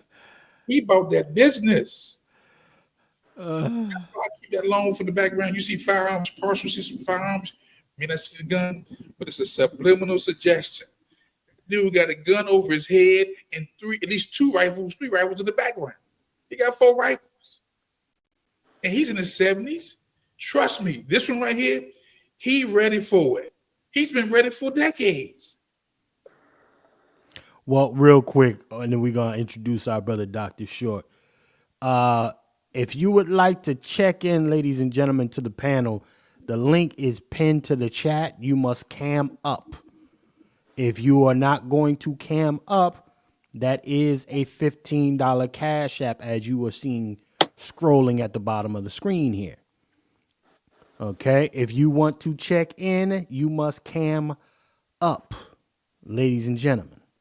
Okay, so but again, yeah, Brother Wolf, definitely. He knew he was coming into the Negro den, a bunch of melanated den there, and he said, you know what? Let me just show these blacks. Let me show the blacks what type of time it's about. Okay. Now regardless of how he living, he letting you know that it's for real out here. Okay. So listen, I said this to somebody else before. I said, I like this kind of honesty. It makes it easy for me. Okay. I see this man in any kind of harm, I'm walking the other direction and wishing him well. or not. Okay, let's be Kamala, help me out.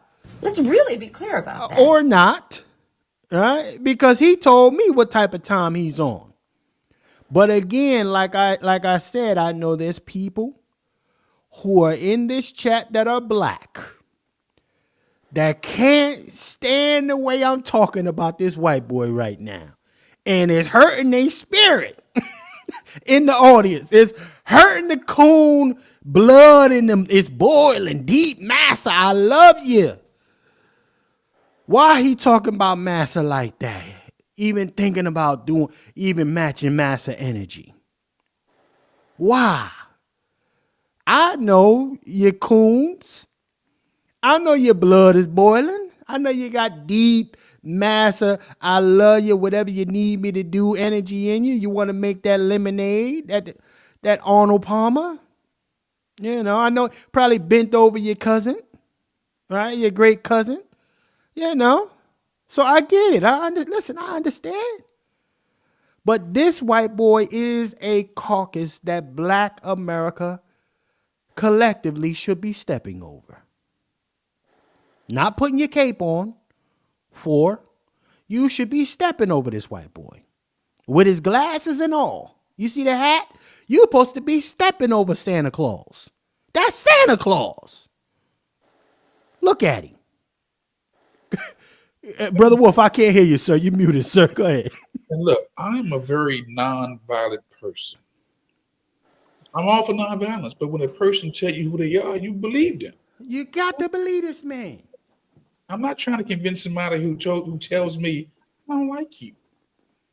Well, I don't like you either. All right. Okay. I mean, we're trying to, you know, who got that Q? Let's all get along. What's that? Who got that? Is that you, Q? Everybody love everybody! Come on! It's not gonna happen. It's not gonna happen.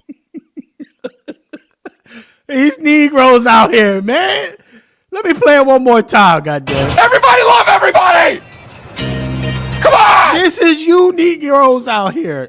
Even the ones sitting in it that won't even. It's Negroes in here that's listening to this right now who have that mentality. Well, they ain't all too bad. Yeah. And listen, I'm not here to say all white folks are bad, but I am telling you, when somebody tells me who they are, I have no choice but to believe them. And so do you. All right? Now, don't get it wrong. If you are one of those who refuse to believe them, your caucus will get stepped over too. You just step in there next. You understand? No problem. Because to me, in my eyes, the system of white degeneracy creates all types of cowards that are considered white supremacists. A white supremacist, it ain't a white person per se. It's your mentality. It's your thought process. You are a white supremacist. Your melanation doesn't give you you don't get a pass because you got darker skin. You're a white supremacist in this system of white degeneracy. So I walk over you happily, just like I would walk over this hillbilly. You know, look at him. He hillbilly down. He got the hat on. He got everything going that fit hillbilly. But he also coming in there with his chest out telling you blacks are getting on my fucking nerve. And we're tired of hearing your goddamn mouth, blackies. With his chest out. Let me go to Brother Dr. Short. Sir. Brother Dr. Randy Short, sir. How are you this evening, sir? You know, I'm okay. I feel like introducing a character. May I? Yes, sir. Yes, sir. Please. Okay. Please. Well, we're going to debut former President O'Faga. Are you guys ready? Oh, Lord. Thank you. Thank you. Thank you very much. Who's this? Who do we have here?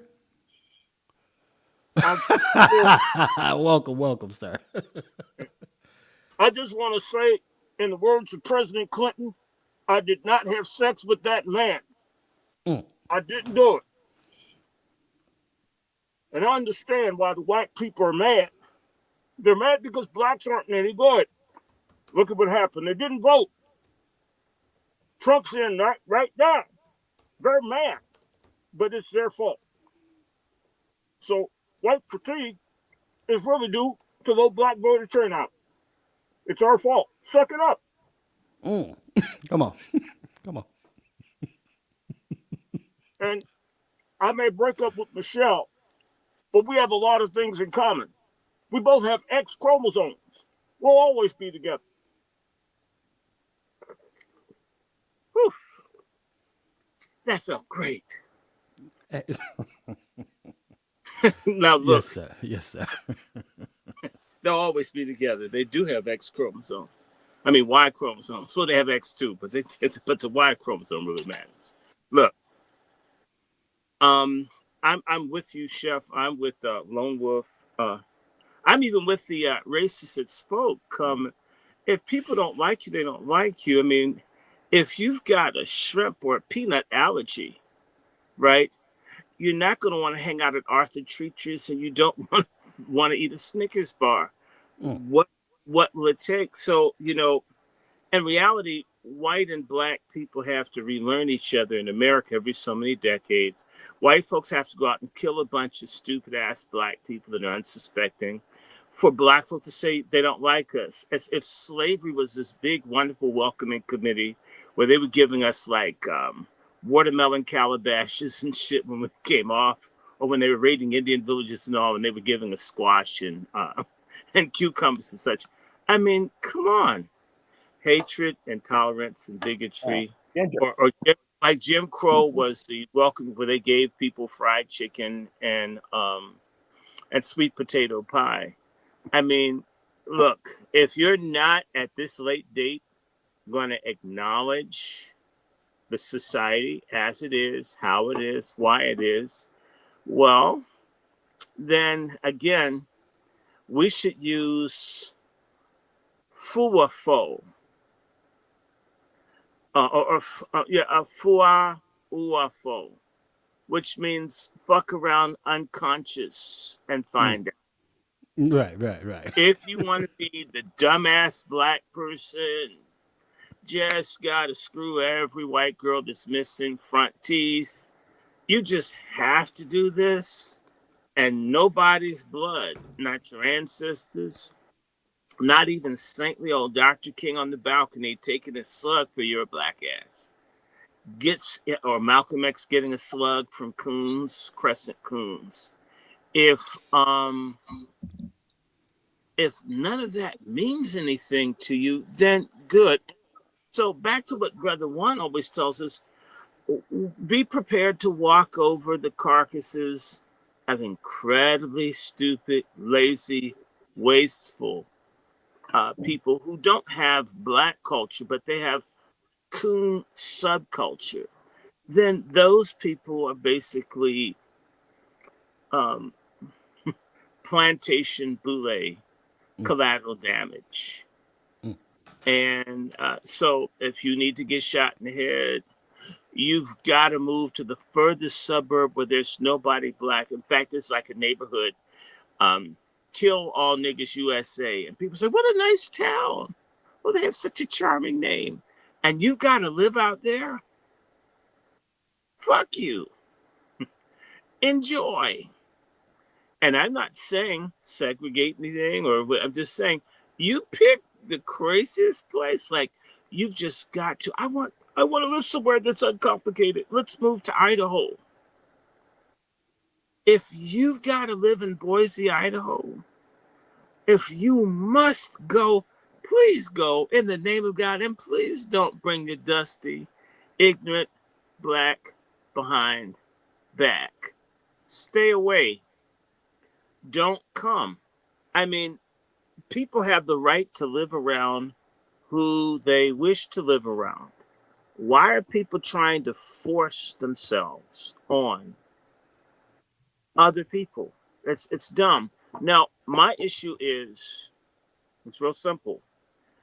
For those people who are basically suicidal crash dummies, who are committed to some liberal, commie, feminist LGBTQ, illegal hugging, conspiracy. If you guys need to be martyrs for stupidity and a lack of common sense, then go on and do it. Ask for people who like themselves. If you don't like me, I mean, I definitely probably don't like you back, but I'm not trying to bother you. I don't have time to explain to you how social engineering and cultural manipulation of middlemen groups like GCPs, like Clive Davis, the real controller of Diddy, all this discussion of Diddy, and they haven't said Clive Davis's name once. And when they get around to saying it, they're not going to say who Clive Davis is. And they talk about black culture, but whose record companies do you really think black? And the white folks are too lazy to sit down and say, hey, wait a minute. If a lot of blacks are poor, then they don't own or control this stuff, then they're pawns in the game, just like we rednecks are pawns in the game. Just go to the coal mining area of West Virginia or Western Pennsylvania. But they're not going to do that. So the best thing one can do is understand that white people and black people have to relearn each other every so many years. And it's typically with conflicts over resources, conflicts over where people live, conflict over schools, or white folks want black people to live like they did 150 years ago. It's usually something that people want to either keep us out of, or some things, habits that they are required that they don't want to give up. Like I just heard about down outside of Holly Springs, Mississippi, a white gentleman, probably a really sweet human being with lots of love and understanding. Brother Short, hold on real quick. Hold it, let me finish. I don't give a fuck about the person there. Don't ever do that. So you've got the odd person up there who probably doesn't have enough fentanyl to make it through the night. We should do a GoFundMe for him, so he can help do that whole demographic thing. But I'm just saying that this guy went into the bar and was just screaming the N-word in a black bar because he just couldn't hold in his enthusiastic love for black people and got beaten within an inch of his life. There are people who are suicidal of all stripes, and we can't help them. But I would say to the black people listening that there are people that absolutely hate you. There are people who don't care. I think the people that don't care are probably more dangerous than the ones that hate you. The ones that hate you will probably avoid you. The ones that don't care will probably try to, may even fake like they get along with you if you have to work with them or whatever. But you need to be prepared to defend yourself for a person or persons that may want to test you. And at the same time, we have this other problem of, for every white supremacist, we have black criminals who get the emolument of being lawless and degenerate that kill us too. We have a two-front war. We have a war to protect ourselves from people who've probably been taught by their parents and everyone else to hate our guts. And then you got other blacks who hate and other black people's guts and are rewarded by the system where they don't have they don't have high rates of closure for homicide in black communities. Those people are running around. People need to hook up with someone like Lone Wolf and learn how to defend themselves. And the one thing that the internet allows a lot of people to be bold and aggressive in ways that they may not be one-on-one. So, a lot of people are saying these things and they may probably believe them. But the thing is if you're prepared for whatever to survive in America where people want to treat you with less respect than what you think you should get, and then there are those in your own group that know that they won't get punished if they rape, rob, steal, or cheat you too, then it just behooves you to protect yourself. I land my plane there. All right, so I kicked the meth head out of here. I was gonna let the meth head go. No, I don't think do that. I see. No. Hold on, brother Short. Hold on. Meth head was a little too extra, and I saw the dirty palms.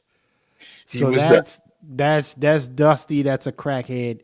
Yeah, he dusty. Very, very dusty. So we had to let the crackhead go on. I was go on about his business. I was going to give him the benefit of the doubt. If you are, hold on.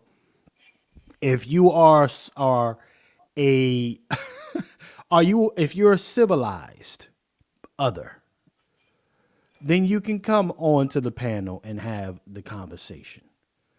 But if you are a cave baboon, then you will be removed. Okay?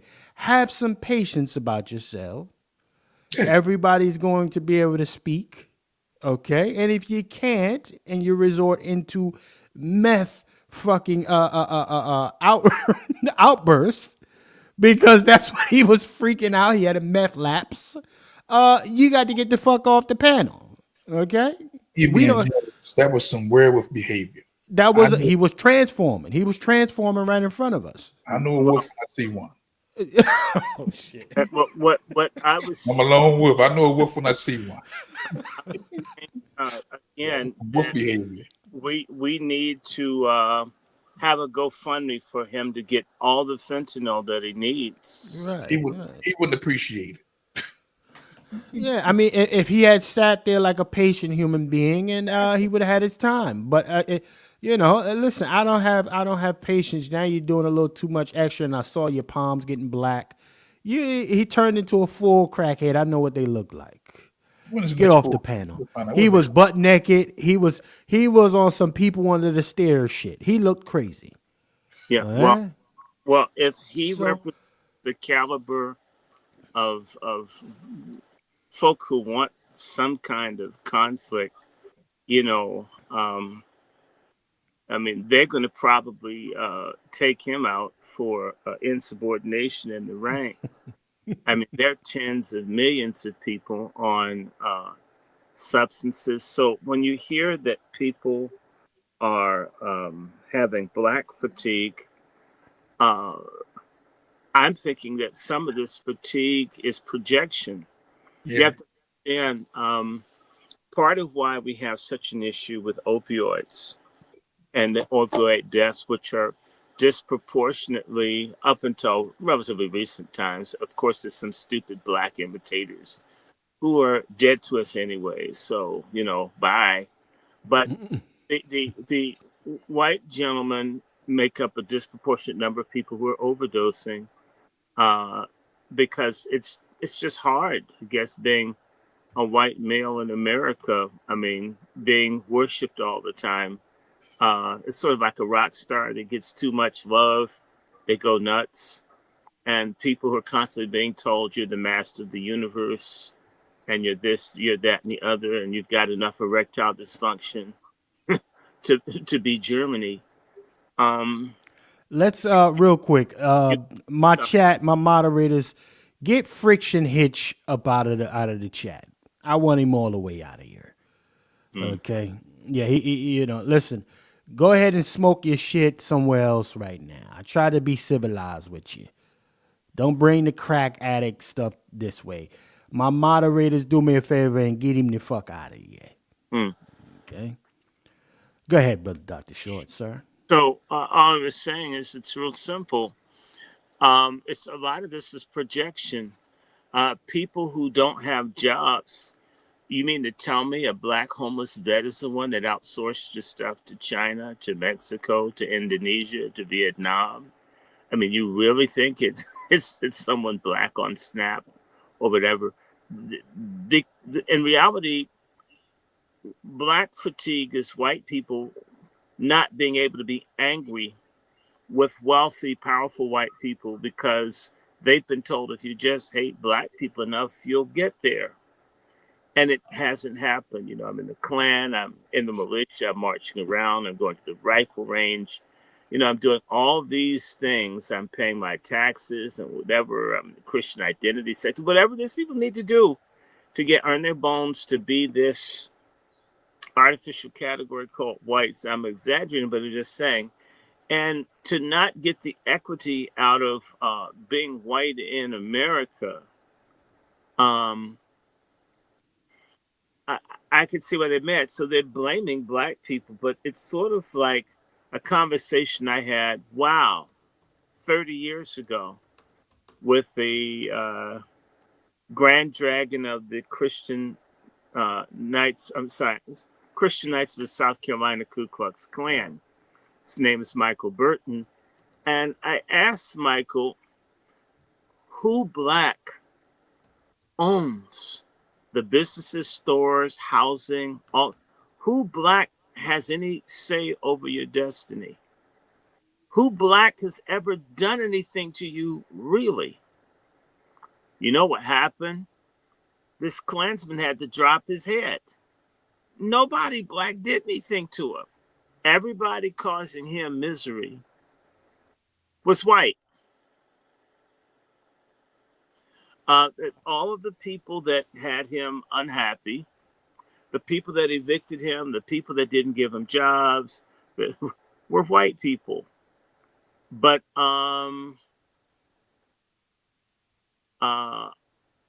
they are so unhappy, but you can't say the billionaires are doing this, right? The people who own the factories. And so there's a very, very immature, childish, individualistic mindset among a large number of people who've been deliberately not educated or trained or prepared for what they need. Mm-hmm.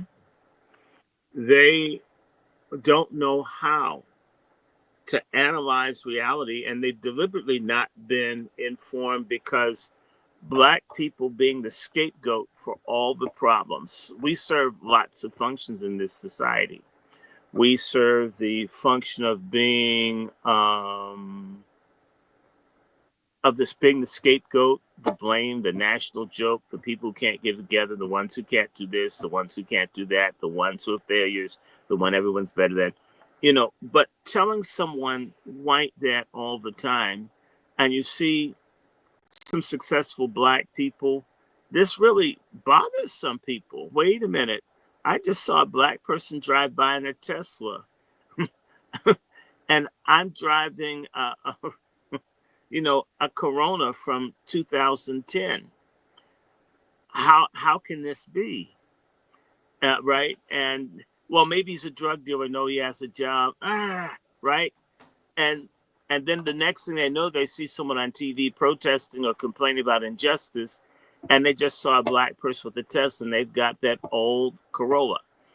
They don't research or study. They're not going to. When you're a bigot, racist, you don't have to. You don't have to do all of the stuff. You don't have to really think about. You don't have to really. White privilege means I don't have to really understand. I have the freedom to just hate and go after the scapegoat and unload and put down and attack other people, right? And that's sort of how it goes. So that's a luxury. I always tell people, I'm going to repeat myself in a story.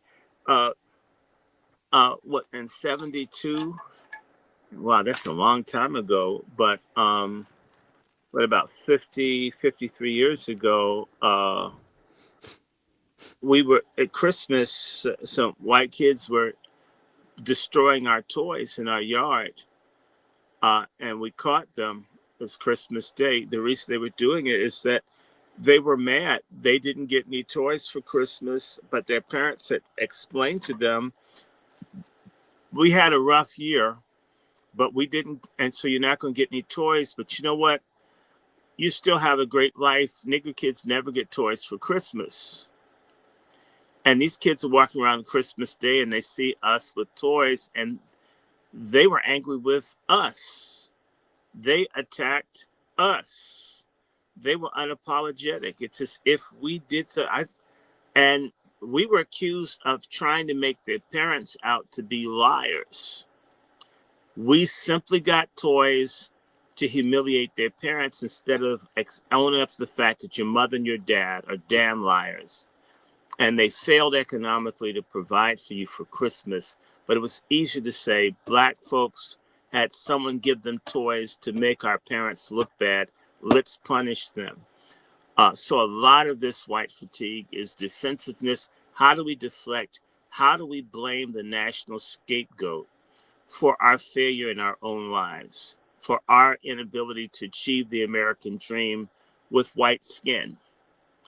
And black people, we could get 1 million people to explain why certain things that they have an issue with bother them. But at the heart of it, as the person said in the video when I came in, they just never liked people anyway. And part of being the national scapegoat is there's a group of people that you can hate and look down on. You don't have to understand. You don't have to know. You can just make it up, like what President Trump did to Cyril Ramaphosa, head of state from South Africa, is to invent, even getting information from the Congo and applying it to South Africa and blaming him for something that's in another country. He's black, I'm white, I said so, and I can do something to back myself up. And I'm never wrong because I'm not black. This is kind of the echo chamber of hate that whites are in, many, not all, and that bubble will bust. Maybe black folk will bust it, Chinese folk will bust it, maybe the drop of the dollar will bust it, but if the dollar drops so still, when there are economic hard times, people will attack us again. The answer for black people will always be to be armed, be prepared to repel people who just, who have a feudal segregationist privilege to hate and to act on that. It's sort of like the guy that went to the bar in Mississippi screaming nigger at the people. That came from somewhere. You and I know we couldn't go into a bar practically anywhere and make anti-white comments and expect to not be harmed, perhaps not disappeared. We know this from a very early age. This is a man probably in his 30s or 40s in Mississippi. Maybe he never knew that he can't say and do whatever he wants to do to someone black without facing consequences. That's part of what didn't happen. In slavery, you had to take whatever you did. In Jim Crow post, or should I say neo-slavery, you had to take whatever was done. And so, again, the fatigue is not only people's frustration, but there's already a sense of white people feeling that they've been defeated. But they're not fighting Chinese or Indians. They're not fighting people in Vietnam or Indonesia or Malaysia. It's easier again to attack black folks. It's the same way you have maybe 100, 200,000 Haitians coming to the country, maximum, that got permission to be in. They were more angry with them than 20 million Spanish speakers who are lighter skinned, because always hating black is easy. You see people going to jail for Spanish speakers who've come in the country unlawfully, and you don't see anyone, not even your congressional black circus idiots like the mayor of Newark, Ras Baraka, or that silly LaMonica McIver. You don't see them fighting to keep Haitians who came in lawfully. So hating black people, we're the national tar baby, the pinata, you name it. But we've got to get off the menu. And the only way to get off the menu is to be armed. We got off the menu of slavery because 300,000 or so black folks had weapons in the Civil War and fought. The currency to counter white fatigue is black defensive, retaliatory coercion.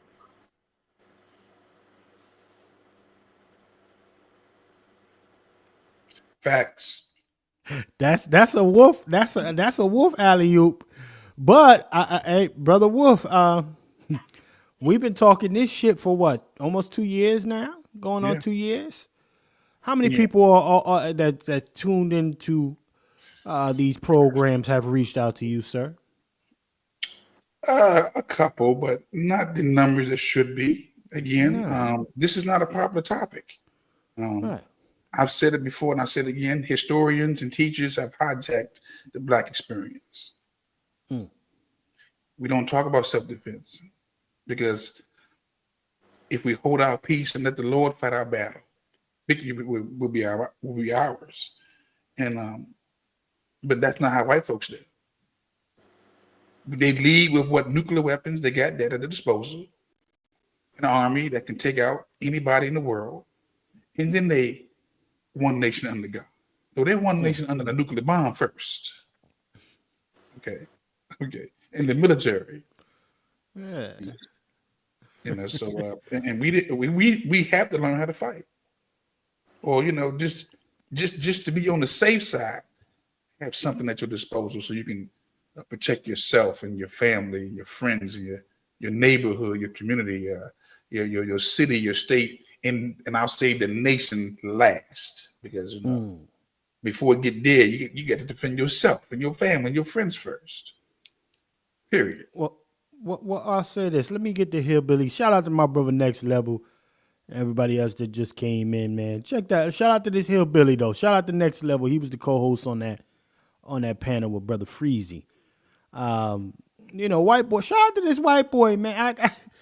I got to put some disrespect on this white boy's name, man. He out there 10 toes, man. You got to give it to him. My question is this. Do you want to fucking bring it down all at once, or do you want a smooth transition? Because if you want a smooth transition to whatever you think blacks are supposed to end up at, what you're doing is you're causing too many headaches for that. It would be better just to, unless you want to bring it all down. I would admit that. What do you mean about bring it all down? How you going to bring it down? I'm trying to mind this out with Be Brave. So, okay, so you're saying my initial question, the answer to my initial question is yes. White people are sick and tired of black culture and amongst other things, right? Well, don't say it so gentlemanly. I'm saying white people are fucking sick. Fucking sick and tired.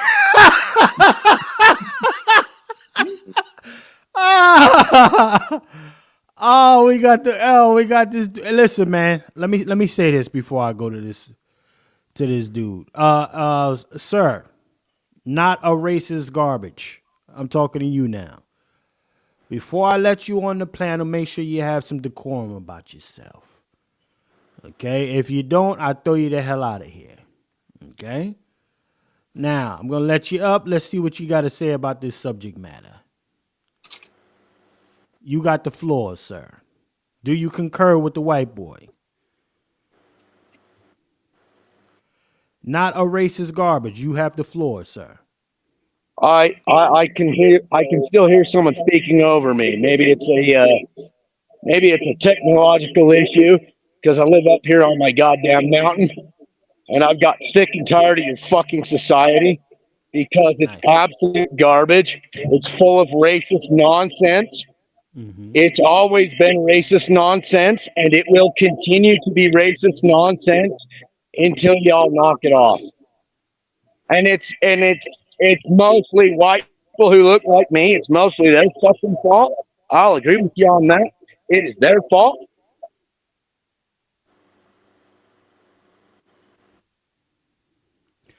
Listen, you're in your mountain, man. You got no reception, sir. We've got to not just listen to Mr. Nelson Mandela. We got to move beyond him because now in South Africa, you're still looking at a situation where the people who were put down for so long are still economically discouraged throughout that entire country. And the fact of the matter is that we don't got to do any of that. Get your ass out in the garden. Get out in the garden. Do something good in the world. And you know what? Let those racist people, let them just starve because they're going to starve. They're going to starve. All of them are going to starve. You know why?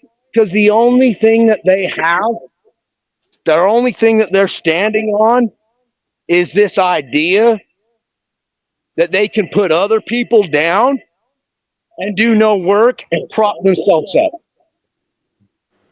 And when you say they, who are you referring to, sir? All of them. Yeah, but you need to be specific. All of them. Who's all of them? All of them. Anybody who's taking advantage of you. Look, you got a corporation. You got a corporation that takes 80% of your wages.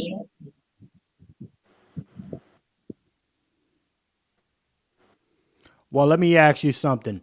Do you believe in the white boy here? I got white boy on the panel here that says white folks are sick of black folks shit. No, that's not what I said, sir. I'm saying that white folks I'm not will saying tell me what Hold they up, won't tell you. Wait a second. I'm talking about, you see the screen? Look at the screen.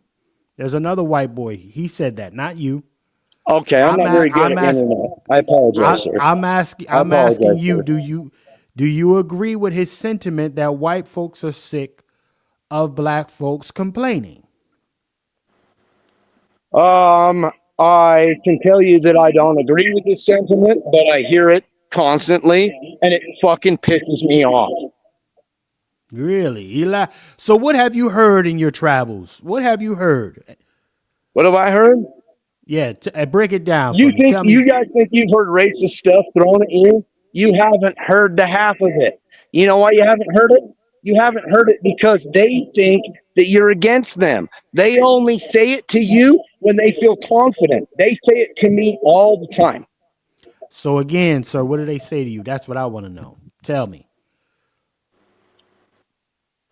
You said they say it. So what is it that they're saying to you? That's what we want to hear. I'll tell you what, they say nigger all the time. Every one of them. And I'm not trying to be a disrespectful asshole, but it is a common word. No, that's bottom of the boat right there. Give me something better. I need something more juicy. What are their thoughts about the collective of black Americans?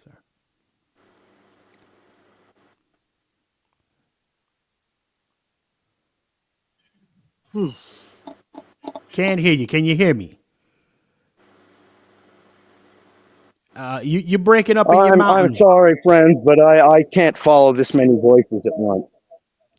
Okay, so I'm literally the only one speaking to you. So there's something with your reception in the mountain. It's literally only No, I think that's crazy. You know what? Ice-T's new album is fucking sick. It's sick. It's sick. You got an old man Ice-T throwing down a sick ass album. All right, that was enough of that. Okay. So. Yeah, let me tell you something. I study white folks, and he heard you loud and clear, and he know that there's only one person talking, and that was you.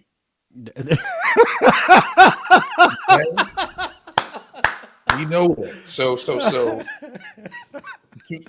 look here. This conversation is an intelligent conversation, and he's out of his league. Yeah, he really wanted to say it, but you know what? He wasn't standing 10 toes down like a white man. He not standing. Where my brother Next Level at? Next Level, you still in here, man? Shout out to Next Level's right next to the white boy. And that white boy was standing 10 toes down on that panel. But now you got too many you got too many blacks on this panel right now. you got militant, you got the gun guy right here.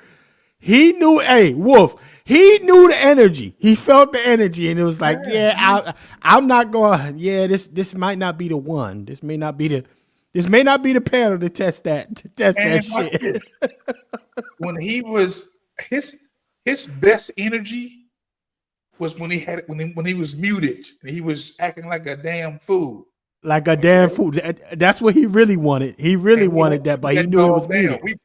We put that dog down. Meaning we didn't give it no energy. He had to come down. Look at, he came in strong, but he didn't get that attention. He didn't get the floor. So he done calm down now.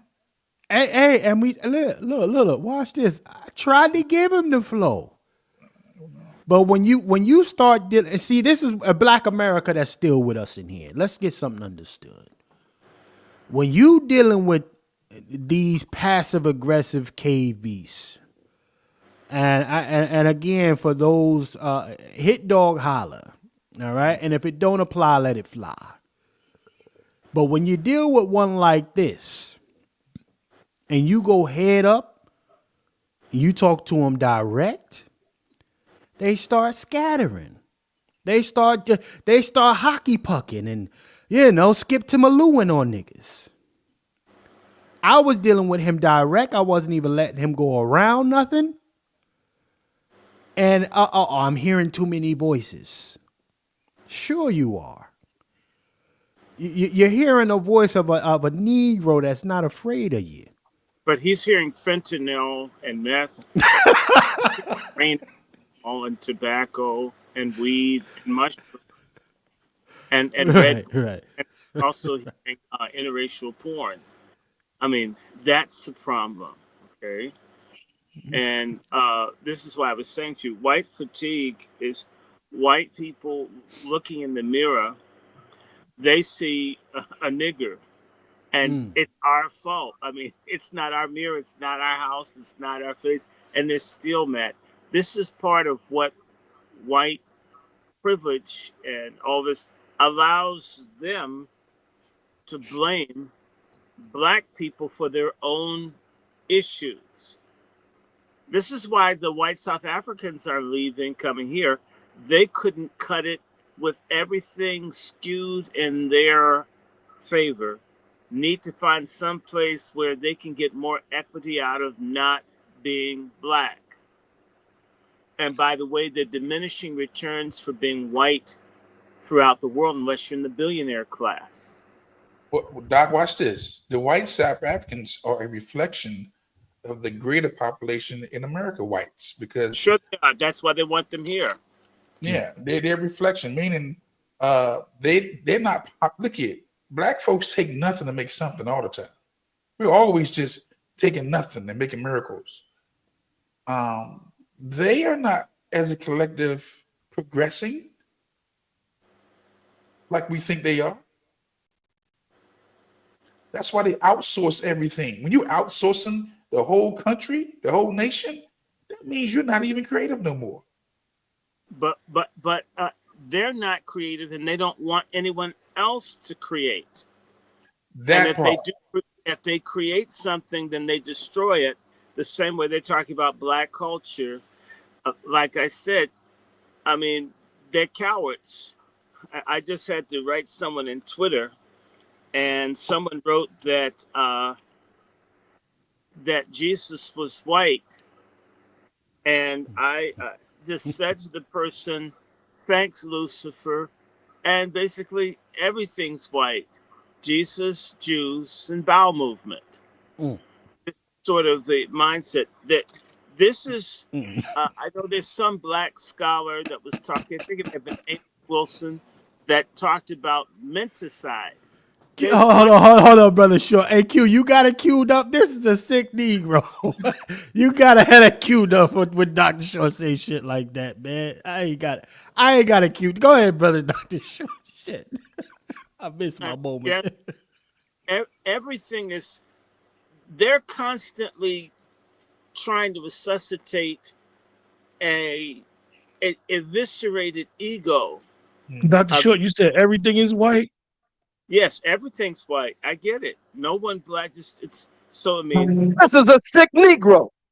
Now, if you're drinking your piss is white, everything's white. No one Black ever did everything is us. And like I said, they're living in a psychotic white echo chamber of everything white, which is why I joke about white all the time. I'm simply acting out what I know is going on in the heads of people I grew up with, where everything is white at all times. They're like that dog that you could ring the bell for Pavlov, where white or Black is a button, and they have no ability In fact, I remember talking to my late father, and my dad was the chaplain for the police department. They're talking about how they were trying to train people, and they had a jury, and they're screening people, and there was a picture of a white man stabbing a black man, and they asked the white person what they saw, and the white person saw a black man stabbing a white person.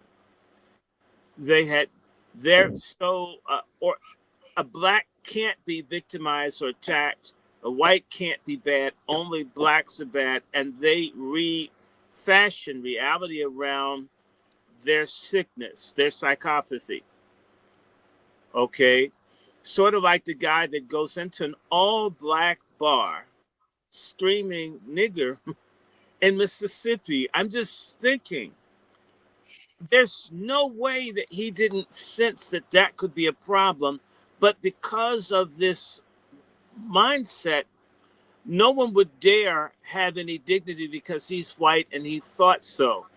White folk have a suicidal God complex. That's why you all someone that wants to rub down in salmon oil and go swimming with the sharks and have to get rescued by the Coast Guard. I mean, really stupid shit.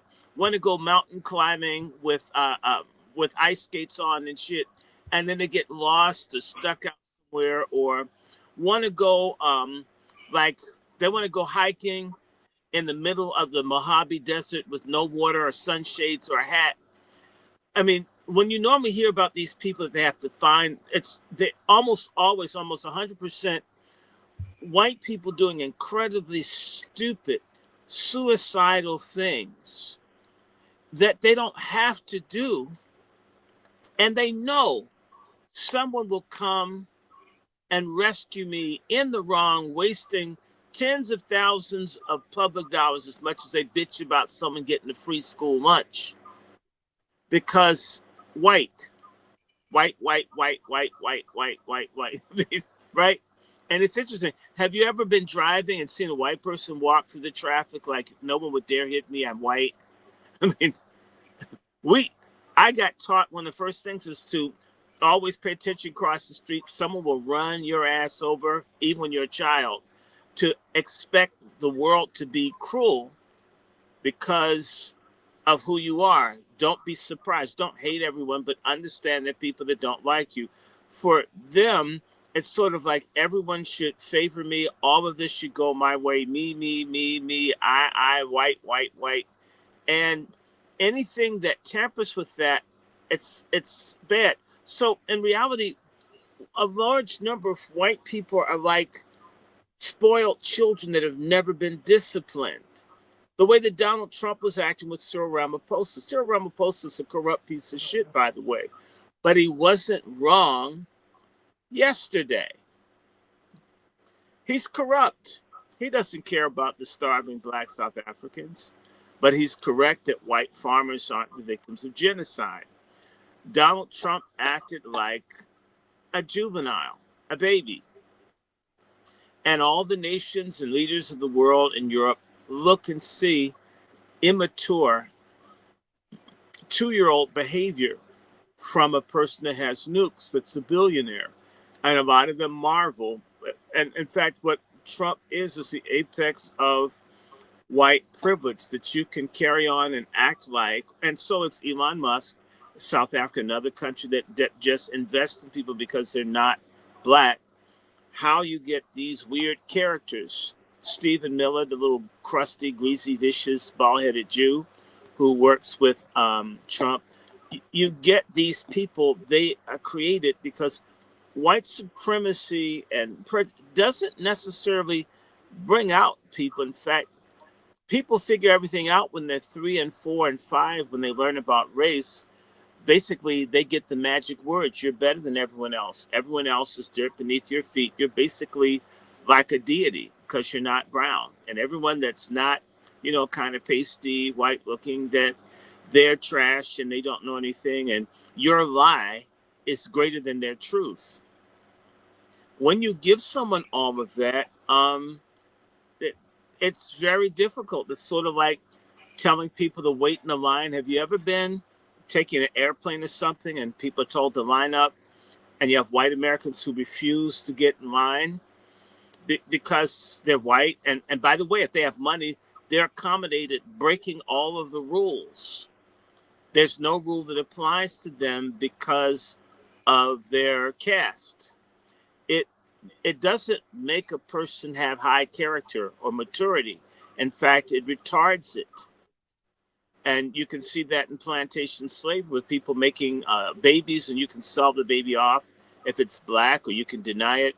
You have a whole system that pretends that white is honorable and white is virtuous, when in reality it has not been so. You can't have Jim Crow, you can't have segregation, you can't have mass incarceration, health and education disparities, and ecological and environmental racism and food deserts and all the things that you have, and it'd be a virtuous, decent, honorable society.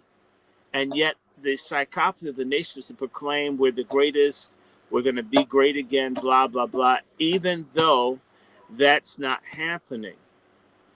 And it's not that it can't, but you see, you're going to have to be mature and look at the problem and say, hey, we've got 90 million people in this country or 100 million people in this country that aren't really making it. And you can't say they're all black. So what do you do about that? It's a lot easier to say that everybody poor is black, you're doing great. And that way I don't have to pave the roads. I don't have to have good mail delivery. I don't have to have good education. I don't have to clean the water. I don't have to have FEMA respond to St. Louis or Western North Carolina because everything is white.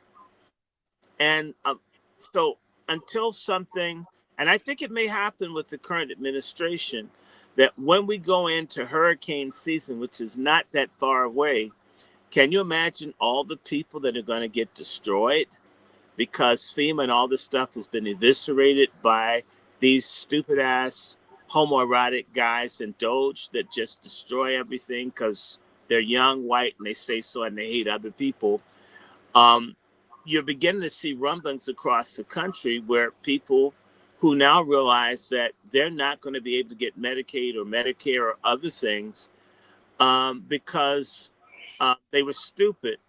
And it's funny, even though they're receiving disproportionately the disability money, the SNAP money, the farm handouts, almost all of the welfare and social benefits are given to primarily whites.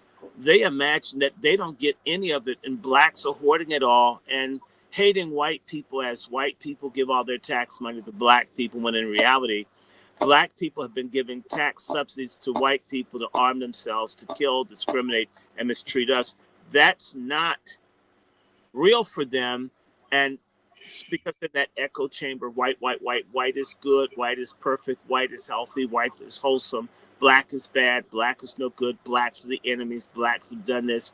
And no one can say that's not exactly true. Do you realize this is why you cannot even talk to many white Americans? Because if one truth comes up, if they concede on any point or fact, the whole house of cards falls down. Therefore, they have to double down on blaming blacks, which is why you have this black fatigue. Black people, again, didn't outsource the industrial base of this country. Black people didn't let 30 million, 40 million people come to this country unlocked. Black people didn't let 40 million Social Security numbers get stolen. Black people did not allow the CIA to bring dope into America. Almost 99% of the shit that they're bitching about, we've never had any say over and involvement in. We've been victimized by it. Maybe a couple of black criminals get something, but for the most part, it's hurt us what's gone on. But again, a black can't bleed. A black can't be a victim. Black folks, I mean, slavery was good. Every which kind of way that could get people to say they're a fellow human being in the struggle for life, they have a way to run away from it because they imagine. In fact, there's a book I have in my, as I organize my library, by a scholar by the name of David Rediger called The Wages of Whiteness. And whiteness has created a psychological aristocracy among this group of people called whites that leads them to feel as if they are better and that they are rich because they're not black. And there's a degree of truth in that because blacks pay a tax. They pay more for food, pay more for practically everything. Their APR, depending on where they are. White has its benefits.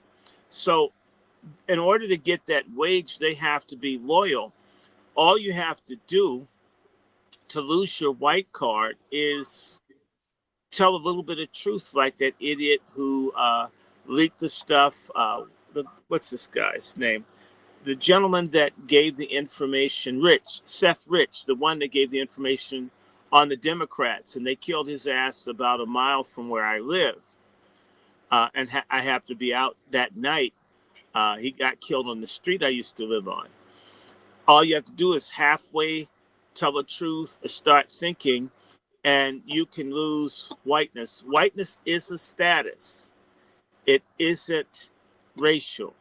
It's a status that people will die for or will even travel across the world to enjoy. Okay, so white fatigue, black fatigue has always existed. There was anxiety about slave revolts. Back during slavery, there was anxiety about black people running away. There was anxiety about black freedom. There's anxiety about black people reading and writing. There's anxiety about black people singing too much, black people going to church. Our existence has made them tired and fatigued, except for when they're getting the benefits from uncompensated labor, including sexual. That's the only time that they're not wanting to, and even during slavery, there were whites who wanted to kill slaves because black folks were better workers, were making white folk who were free poor, and they blamed black people for white people exploiting black people. So basically, you've got a psychotic circle jerk of genocidal white folks who are out of control, whose system is collapsing. But the collapse of the system isn't going to suddenly make them be cool and wake up. It's going to make it more reactive towards the people they've always disliked. So again, you get black fatigue. And the only antidote, your aspirin, is to be armed. And I don't for think me, it's black fatigue. I don't think it's black fatigue. I think this is a made-up concept. I think that, look, after I watched that the hate produced, this ain't no black fatigue. It's just white fragility. They know they can be right by it. But we're pretending as if it exists. It's not really white fragility. In reality, it's a combination of white guilt and basically white people fearing losing paradise lost, racial paradise lost. Watch this. Watch this. Chef said have a scripture, right? I'm gonna give one. And this for all white America. Not white, no, just white society, wherever this video goes. The scripture says, he that has this world's goods, see his brother in need, shut up his bowels of compassion, how dwell up the love of God in them. There is no God in you. Okay? Especially when you know you should be doing right by the most oppressed. Mm-hmm. That's the Epistle of John. John 1:4 something. Say you love God, but you won't do right by the people who you know you need to do right by. Miss me with your black fatigue. Yeah, well, we don't care. Now, don't get me wrong. I'm just explaining the phenomenon. Frankly, I had one of these books. I had the book Dark Ghetto. We don't have to beg people to understand or like, because we're past that. In fact, I'm an old Negro, right? So it doesn't really matter. These younger people who are a lot crazier than I would ever want them to be, they're not the kind that are going to put up with Mr. Mountain Dew.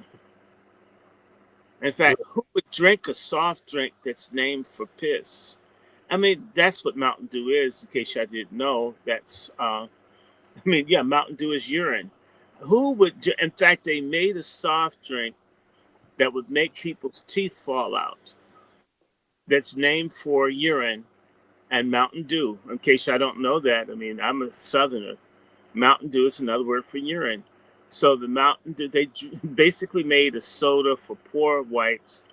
It's basically, it should be this mountain piss or a piss drink. And they hate, you mad at black people and the rich white folk poison you with high fructose corn syrup and make fun of you by making a drink the color of urine. And they get you to drink it and destroy your kidneys and your teeth. That's what I put up on Twitter. I put up that all the empires have fallen. This one too, you see, this American exceptionalism. And I'm not trying to hasten the fall of anything, because damn it, we live here, especially if you live in DC. But all empires fall. This one will fall too. What normally destroys empires is corruption, injustice, internal issues. Immorality. Immorality and degeneracy, sexual and otherwise, and killing babies and so forth. People have absolutely no desire to reform or to change or to repent. And therefore, God has no obligation other than to destroy that kingdom or society. This is what I'll be talking about for Salt So, Doc, Sabbath. what you're probably saying is they got God fatigue. They have holiness fatigue. They have righteousness fatigue. They have morality fatigue. Yeah. All kinds of fatigue. Yeah, I've got AZT fatigue. I want to have public sex. I want to spread AIDS to everyone I want. And you're going to change the law so it's okay for me to infect other people. And you know what? If I do it, it's black people's fault because they were fucking and eating monkeys in Africa and I got this stuff. So I do what I want. This kind of thing, is them. But as I said, the American exceptionalism it's not true. And we've had to live in the shadow of this great lie all of our lives. I want to say to you within the last 2 days, to show you how crazy this is, before you ever had the Continental Congress, everybody knows the first governing body was the House of Burgesses, right, in Virginia. And I learned I had multiple grandfathers. Brother Short, hold on 1 second real quick. Hold on. I want to say a salute to Bionic for the Cash App supporting the program, man. Salute to you. I'm not sure if this is a man or a woman, but I want to say a salute for supporting the program, hitting the Cash App. Much appreciated. Appreciate you coming through. Salute. Go ahead, Brother Dr. Short. Several people who are literally ancestors of mine were speakers of the House of Burgesses. If you get the point, and if we really start doing it, all of us, if we start doing our genealogy, if we just get into the white side of the family, if you are really look into that, you're going to be amazed at who you come from, which makes it all the more contradictory that guy up in the mountain doesn't have anything as illustrious in his family lineage as I do. Like I said, Mr. Finch was Speaker of the House of Burgesses roughly 400 years ago in Virginia. My grandfather, okay? And I was talking to my cousin and the Finch family. I'm learning about another way that we're related to Thomas Jefferson, who I can't stand. And so I'm talking to fellow people who look like me, and everybody that's great in America is an uncle, cousin, grandfather, great-grandfather. And Yet these idiots talking about white fatigue act as if they're somehow the creators or the inheritors of this stuff, and they're not even genetically related to it, many of them. I mean, I meet people that are recent immigrants here talking to me about people I'm actually related to that they're not, lecturing me about something they know nothing about, saying how I'm in no way connected to things that I am biologically, genetically linked to. And it's just this fantasy that they're in, but it's going to, it's busting. All you need is for the dollar to drop. I'm saying this to you, and I want you to hear me. I want everyone listening. In my spirit, in my spirit, in my spirit, I feel like we only have 5 more years of white folk acting like this. And I think they feel it too. I'm not talking about anything violent. I'm just saying if you look at what's happening in the heart of Africa, the brokest countries in Africa are saying no. The place where the least amount of resistance that could make a difference in the world is from the masses of lazy, drug addicted, boule-led Black people. We're not doing A-game work. We're doing, like the students I had at Lane College that would miss 8 weeks and want an A grade. We're not doing our share of the work to secure ourselves in spite of, Mr. Mountain Dew. I mean, so what? People don't like you. What about liking yourself? What about worshiping God? I was talking to a young man today, and I told him he needs to learn how to pray. He's competing. A very fine young guy. His dad's a fine person. His name is Michael Nicholson, and he's going to be competing down in Virginia Beach, I think, or somewhere down there. That prayer matters. This is a spiritual matter. And at least Black folks that pick cotton knew how to pray, knew how to turn to God, if nothing else. We've turned to weed, sodomy, sexual mutilation, trannyism, all kinds of stupid stuff. I've even got Negroes following that little thing. What she look like? The woman that looks like Don Rickles, Joyce Myers. Joyce Myers. You've got Kenneth Copeland that looks like a shaved down chimpanzee. You've got these idiots, not even real religion, man. And these folks are looking at these people. You got everything. You've got the Black woman trying to look like Mr. T, and damn it, some of them have got it. You've got Black dudes, Diana Ross without Supremes. I guess maybe don't have enough money or clothes. We're doing. And no one's checking them. No one's checking them either. There's no pushback in our God fatigue, our hate of God. Doc, watch this. Watch this. I want to co-sign what you just said about the interest rate. Today, Moody's downgraded America's stock market value. And I just put the link inside the chat. They dropped it.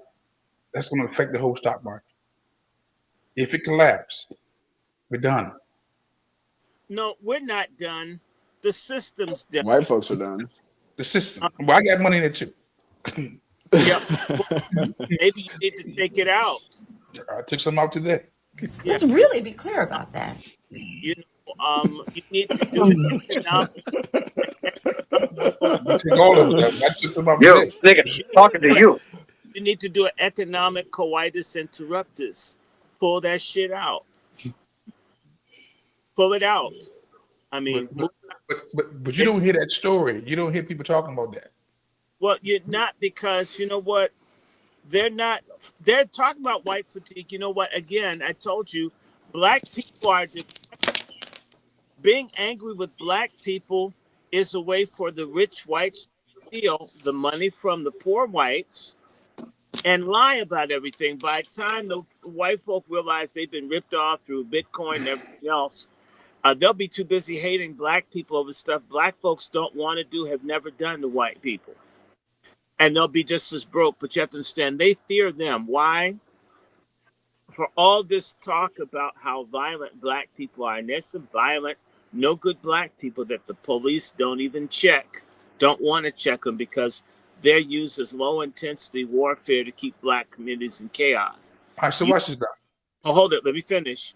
They allow that kind of chaos to reign in our communities, largely unarmed, that's peaceable. They fear the armed, crazy white people. In fact, this isn't new. De Tocqueville, the Frenchman that traveled, everyone talks about de Tocqueville.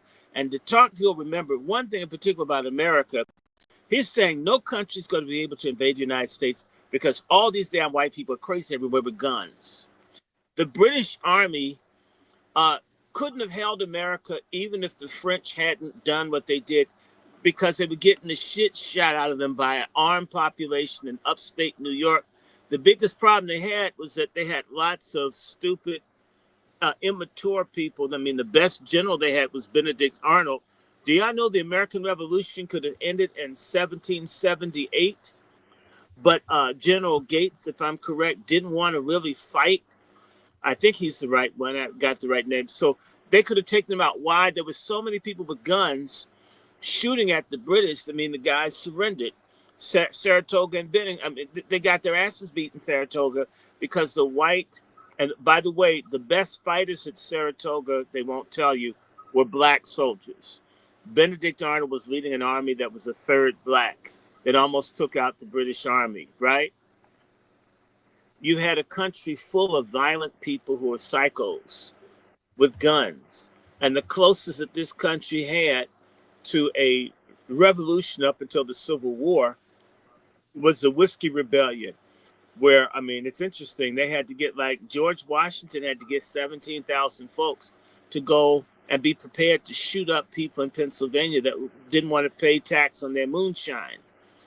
This country's always been full of armed, violent, dangerous white men, right? That's how you got the French and Indian War. That's how you got the Revolutionary War, right? And then ultimately you had the Civil War. This country is full of people who are crazy, who don't mind killing and bombing and shooting at people, and they know this. And that's why we've always been a deflection point. Get those people to shoot down and terrorize black people and distract them from the fact that they're getting raped and robbed too. And by the way, they don't mind as long as they know we don't have anything in our pocket. When they find out that they've been ripped off of everything, it's going to be rough. And I need to just say this to you. We here in D.C., and I didn't do it, and I'm not celebrating. I think it's terrible. And I just went by there. The people that got shot outside the Holocaust Museum, and that was a Latino that shot up those Jewish people. Yeah. If you ever make the white masses find out that the rich masses of whites, the rich super uber ones, have stolen everything from them and have been saying nigga, nigga, nigga when they've been saying whitey, whitey, whitey, putting the money in their pocket, they're going to go off on them. If you've ever seen white people shoplift in the store, black people be like kind of hiding unless they're really like out there druggy types. White folks be bold and shit. They've been in jewelry store. I mean, be at the cologne desk and shit because they feel entitled. If you ever unleash angry, armed, entitled white people in America, this country would be burnt as flat as a pancake. And hold on. We have gone way over to the other side. This is supposed to be black fatigue. How do we get so narrowed down on white fatigue? Let's bring it back to black fatigue. Because it this does. Is the kind. No. That's a whole totally separate situation there. That's a whole other broadcast. We gonna stay on the blacks tonight. Let's stay on the blacks. Okay. Shout out to my address. Let's get back to the blacks now. I don't know how the white fatigue. This shit done got hijacked. Dr. Shaw, you done hijacked the shit now. Let's bring it back. That you had that crackhead from the mountains That dude looks like his meth lab blew up on his ass. He did, but the white boy. Hold on. Let's bring it back to the blacks now. God damn it. Let's bring it back.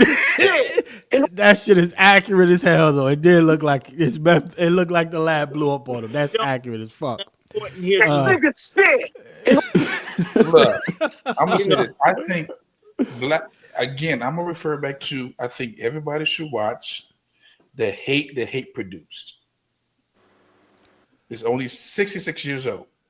If you haven't watched it, it's just 2 hours. Do you have a copy? You got what? Do you have a copy?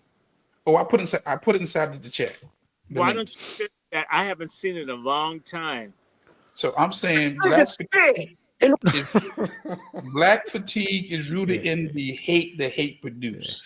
You can't not run from what you produce. You can't. White folks. Men died in North Africa fighting the Germans. There you go, Q. Let's go with died this. at Anzio Beach, at Palermo, at Naples, to free Rome, to free Paris, to free Europe. Damn it. Yeah. We died to build America. And America has rebuilt Germany and Japan, and the nigger is still suffering and dying in the streets of America. Scared to death Negroes are my enemy. Now let's get back to what we need to get on. Let's bring it back where we gotta go. 100 plus in the building. Shout out to Bionic. Shout out to our brother ABM for being the sponsor of today's broadcast. He never sponsored my broadcast. There will potentially be a white fatigue, although I got to see how I got to break that up. That's going to be white fatigue / illegal fatigue for the next broadcast, ladies and gentlemen. Illegal. So all of the we need asylum seeking, all of you fuckers.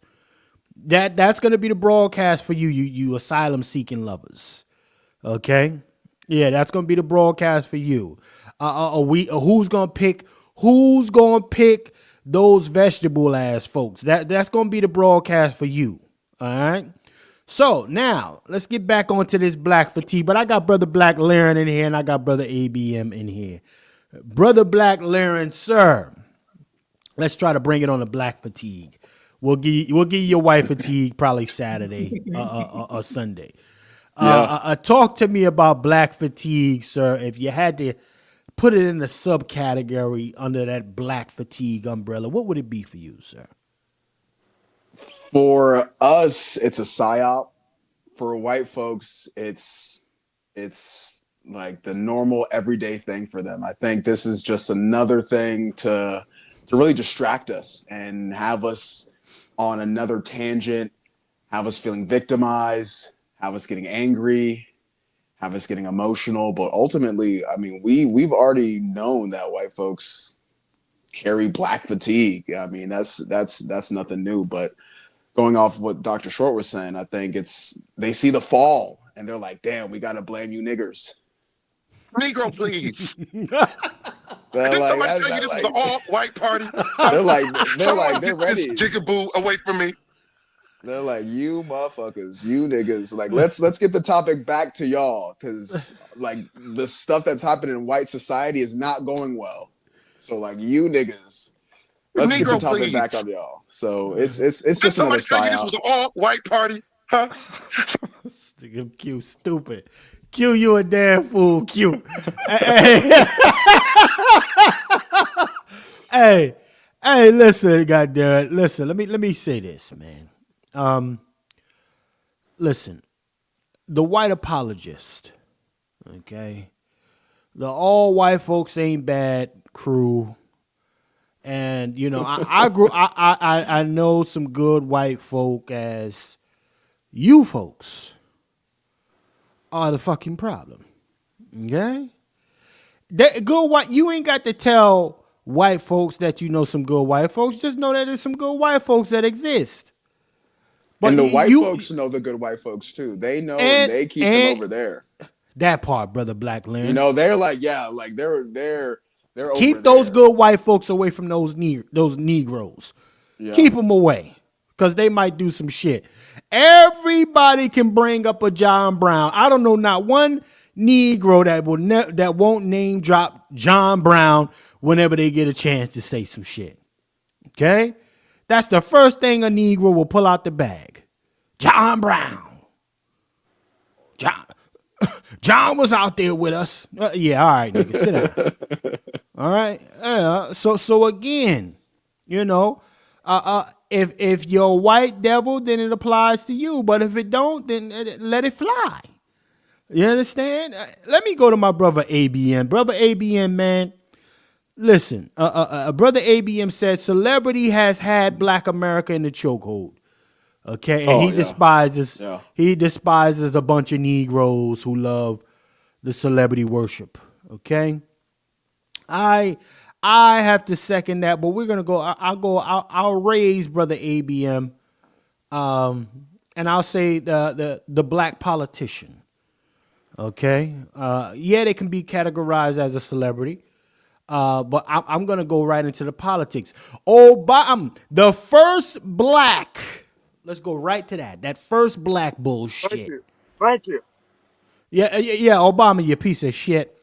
You rolled in the Rainbow fucking Brigade, sir. I mean, he's half white. He's half white. I want to hear you say it. Your name is Toby. You're going to learn to say your name. Let me hear you say it. What's your name? Unta Cheetah. Let me speak. I did not have. When the master gives you something, you take it. He gave you a name. It's a nice name. Cute. It's Toby. And it's going to be yours till the day you die. Obama, what'd you do, Obama? What'd you do? Have sex with that black woman. That's a lie. I believe you. I believe you. You're zesty. See, the house Negro was always like that. Right.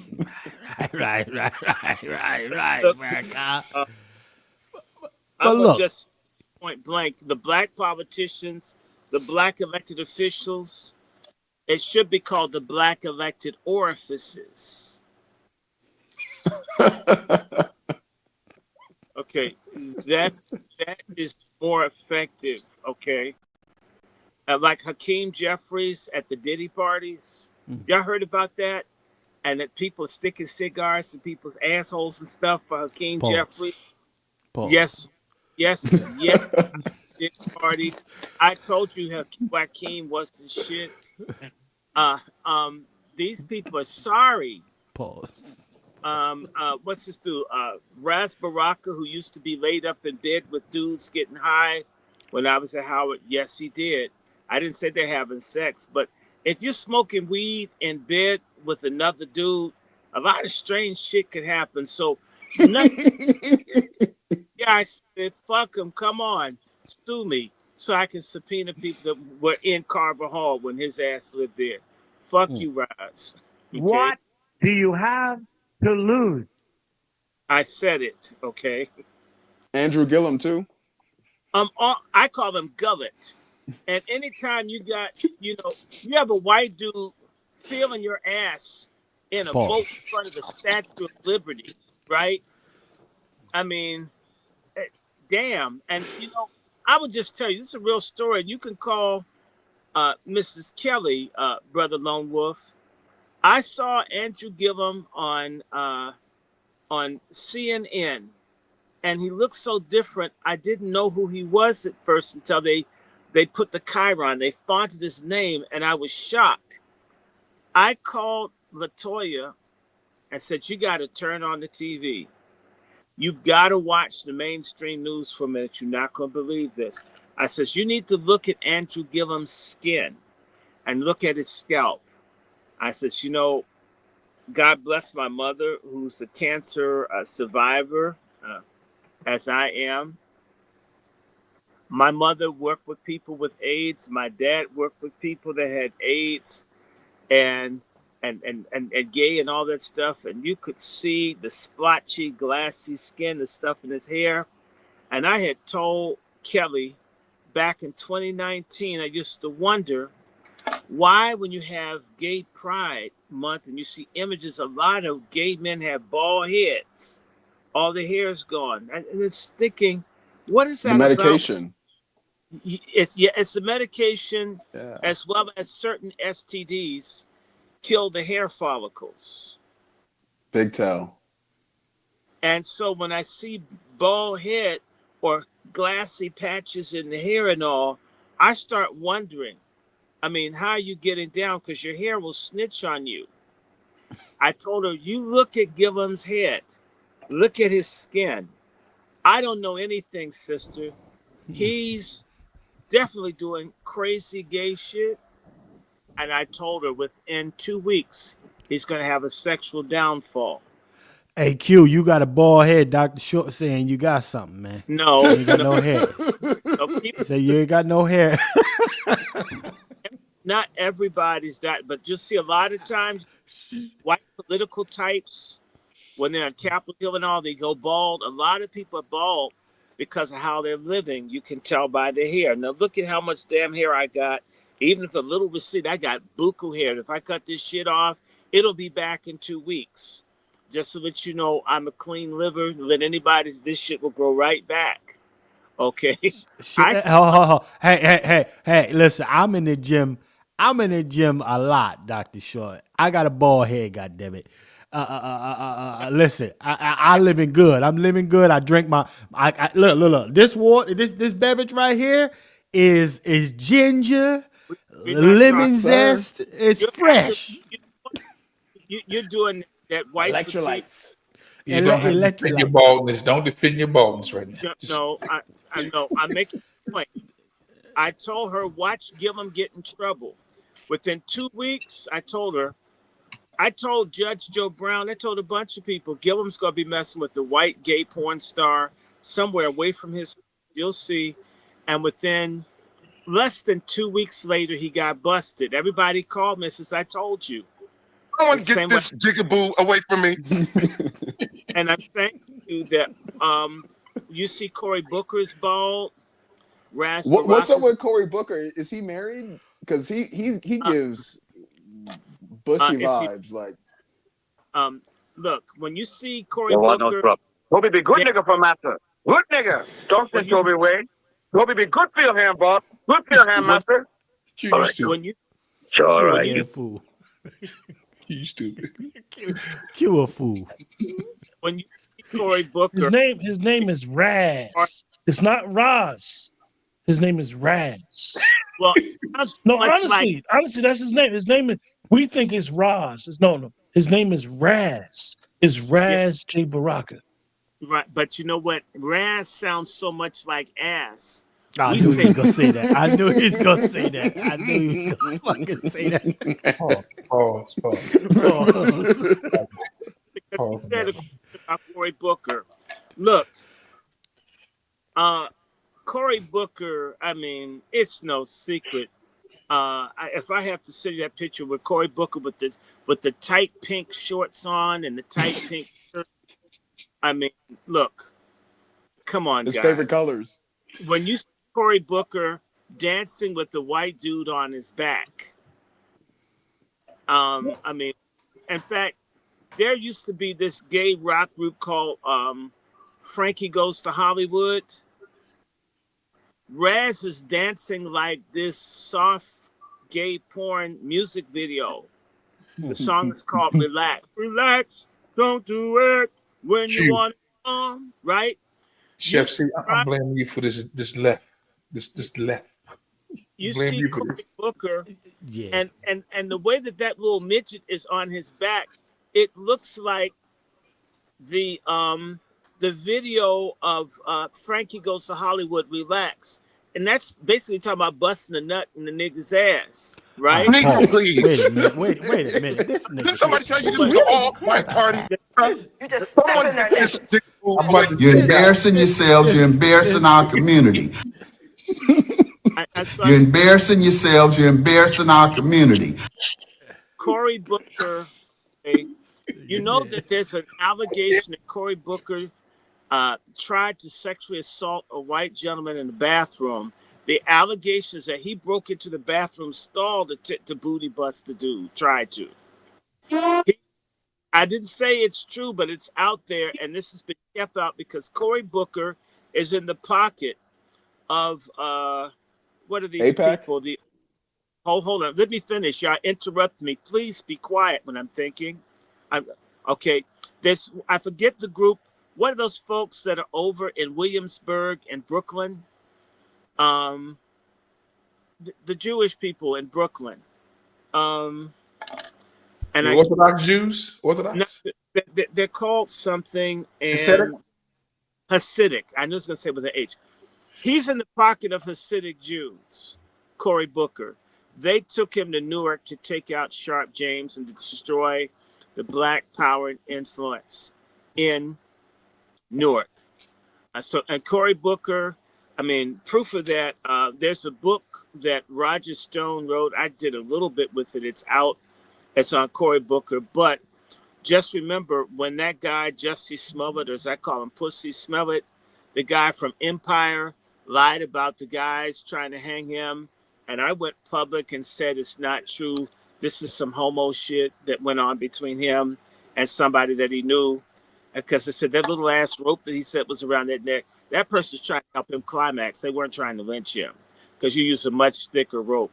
That's a sex rope where I want to like intensify your orgasm or whatever. Jussie Smollett went to two, I believe, closeted politicians, and he went to Lee Daniels, who's definitely gay, and the whole gay mafia to come after and attack Trump used Jussie. And who were those people? In fact, it was called the Emmett Till bill. They put Emmett Till, who's a distant cousin of mine's, name on a bill to protect gay people that Cory Booker was pushing. They made it anti-lynching. In reality, it was protect pedophiles and sodomites harassing people in public restrooms. They should call it basically protect ass fuckers bill, right? Or pedophile and ass fuckers defense bill. And that bill was supposed to come off of Jussie Smollett. The other person that I think is bi or ambisexual, I mean, who looks a lot like Joe Morton from the show Scandals, is Kamala Harris. Just change your nose a little bit. She looks just like Joe Morton. And she does. She does look like a man. And you can't screw all these people and not be kind of weird. She's probably went to a lot of Diddy parties, and Kamala's a freak, and Cory's a freak. And let's really be clear about that. And let's really be clear about that. I mean, so Cory Booker is in the pocket. None of these people represent black people. The same way Hakeem Jeffries was at these, it's been reported in the trial for Diddy at Cold War pro-communist homoerotic sex parties sponsored by Diddy. Freak-offs were a bunch of Latin dudes who are like all greased down for Hakeem to look at them.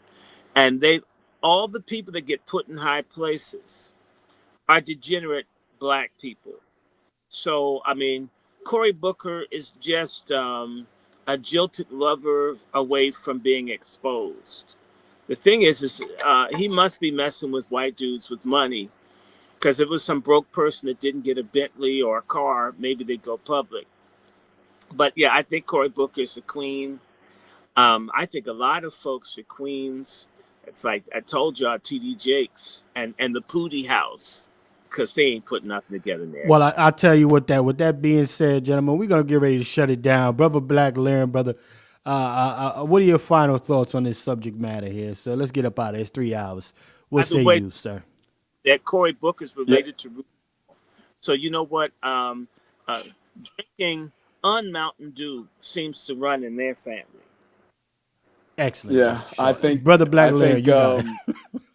Yo, we're like the last Pat Talk this one. I'm looking forward to the next one, White Fragility. But I think that we're having some productive discussions, and we're really facing the reality of what's going on. And I think it's us leading into the summer. People are outside. People are really expressing themselves. So I think we're really doing some productive stuff here with these conversations, and we gotta keep it going. It's exciting, and I hope the listeners are getting something out of it. I definitely am. We even had a white man that his meth lab blew up. He went outside, tapped in. I mean, that's something I haven't seen at Pet Talk. So we got some things going on, and I'm liking the energy. Hope people donate to this thing. We should be getting super chat and all kinds of stuff. It's amazing how much stuff. I mean, this is why I'm saying black people are on their F- game. This is why it's energizing people who hate our guts. You know, the worst thing to do if you had a bunch of bullies that wanted to kick your ass is to go out and get high and drunk and hang around them. Like that black dude who got drowned out in California, I think, and he was in a white fraternity and his ass is dead, dummy. You know, we're suicidal too. A lot of black folks have a death wish. They hate God because they're not white. They really want to show God. So they hang with godless white people to try to get God back for not making them white. And as a result, really bad things happen to them. But what people can do is they should give to this show. For all the people in the Angry Black Men's Book Club that are watching, I don't know how many you got, but I got about 90 watching on my platforms. We absolutely need people to support it. In fact, I want to let everybody know, brother, I'm on the Angry Black Men's Book Club on YouTube, or as I say, YouTube. We should be doing some reading. I'm going to take some drugs, some natural drugs. I'm going to take some guarana and NAC and some ashwagandha and shilajit, and I want to do some reading. Nice combo. Oh, yes, it's wonderful. And, I mean, I hope you guys like my Ofaga mask. I just have to put some more holes in it because, I don't know, this is more real than he is. They actually made him black to make people hate him. They made him darker. I mean, they make certain that he hate his ass, and he's darker than me. And, you know, I went to school with Obama. Obama's lighter than I am. But we want people to support this platform. People should, before you leave, who could give $5? Somebody should be able to give Chef C, who works so hard, and he has to kiss white women's ass all day long, cooking for them and shit, putting on his Sam, uncle, I know. putting on his It's a whole thing. Everybody should be cash apping at least $5 right now. It should be, and for me, folk know, they know my cash app is Dr. Randy Short. Drop it on there because the same way I was teaching these young guys today. In fact, I see a Bible I'm gonna give to. I had these Bibles I wanted to give to these young brothers, and I found one more, so I'm gonna put it aside so I can give it to my guy before he leaves town. And that's about it. But I want you guys to know that the Angry Black Men's Book Club loves Pat Talk. And before I'll be a feminist slave, I'll be buried in my grave, right? We hate feminism. We can't stand racists. We hate pussy mouth, brother fucking weak simp ass dudes. I mean, abortion clinic getaway driving niggas who want all their dead, who are bitching about anchor babies of other races. Have your own fucking black babies and take care of them, right? We're going to have this conversation, and I don't care, and all of you sisters having sex cots against the truth, since most of y'all are overweight, we're not really impacted because of our adverse about going out with overweight women. So unless you're a slim woman that's in reasonable shape, you can withhold all your pussy like Whoopi Goldberg. In fact, she said her pussy was closed. I said, you know what? Your pussy's been closed. It's your mouth that's open. We know you, Whoopi. We don't care. This is a platform where we hate feminism. I mean, HATE, feminism. and we're going to destroy it one conversation at a time. We hate racism too. However, feminism is the worst racism that's active in our community. Chef C, you see all the killing babies and all the stories they keep sending you, women putting babies in toasters and ovens and such, and then blaming black men. His father wasn't here. So you put his ass in the stove because his dad's not at home. Who taught her that? So we're going to keep doing this. We're going to keep making feminists angry, you know, until we bring this thing down. We're going to embolden some black men to think the world's bigger than the prepuce of their penis. And a lot of y'all got shankers at your Amen. penis. Even go in and get checked. The world is bigger than your dick. And if you swing both ways, it's bigger than your asshole and your dick. That's a little more complex, but it's confused still. The world is bigger than your pussy, ladies. It is not the depth of your pussy, it's the content of your character. This nigga's a fool.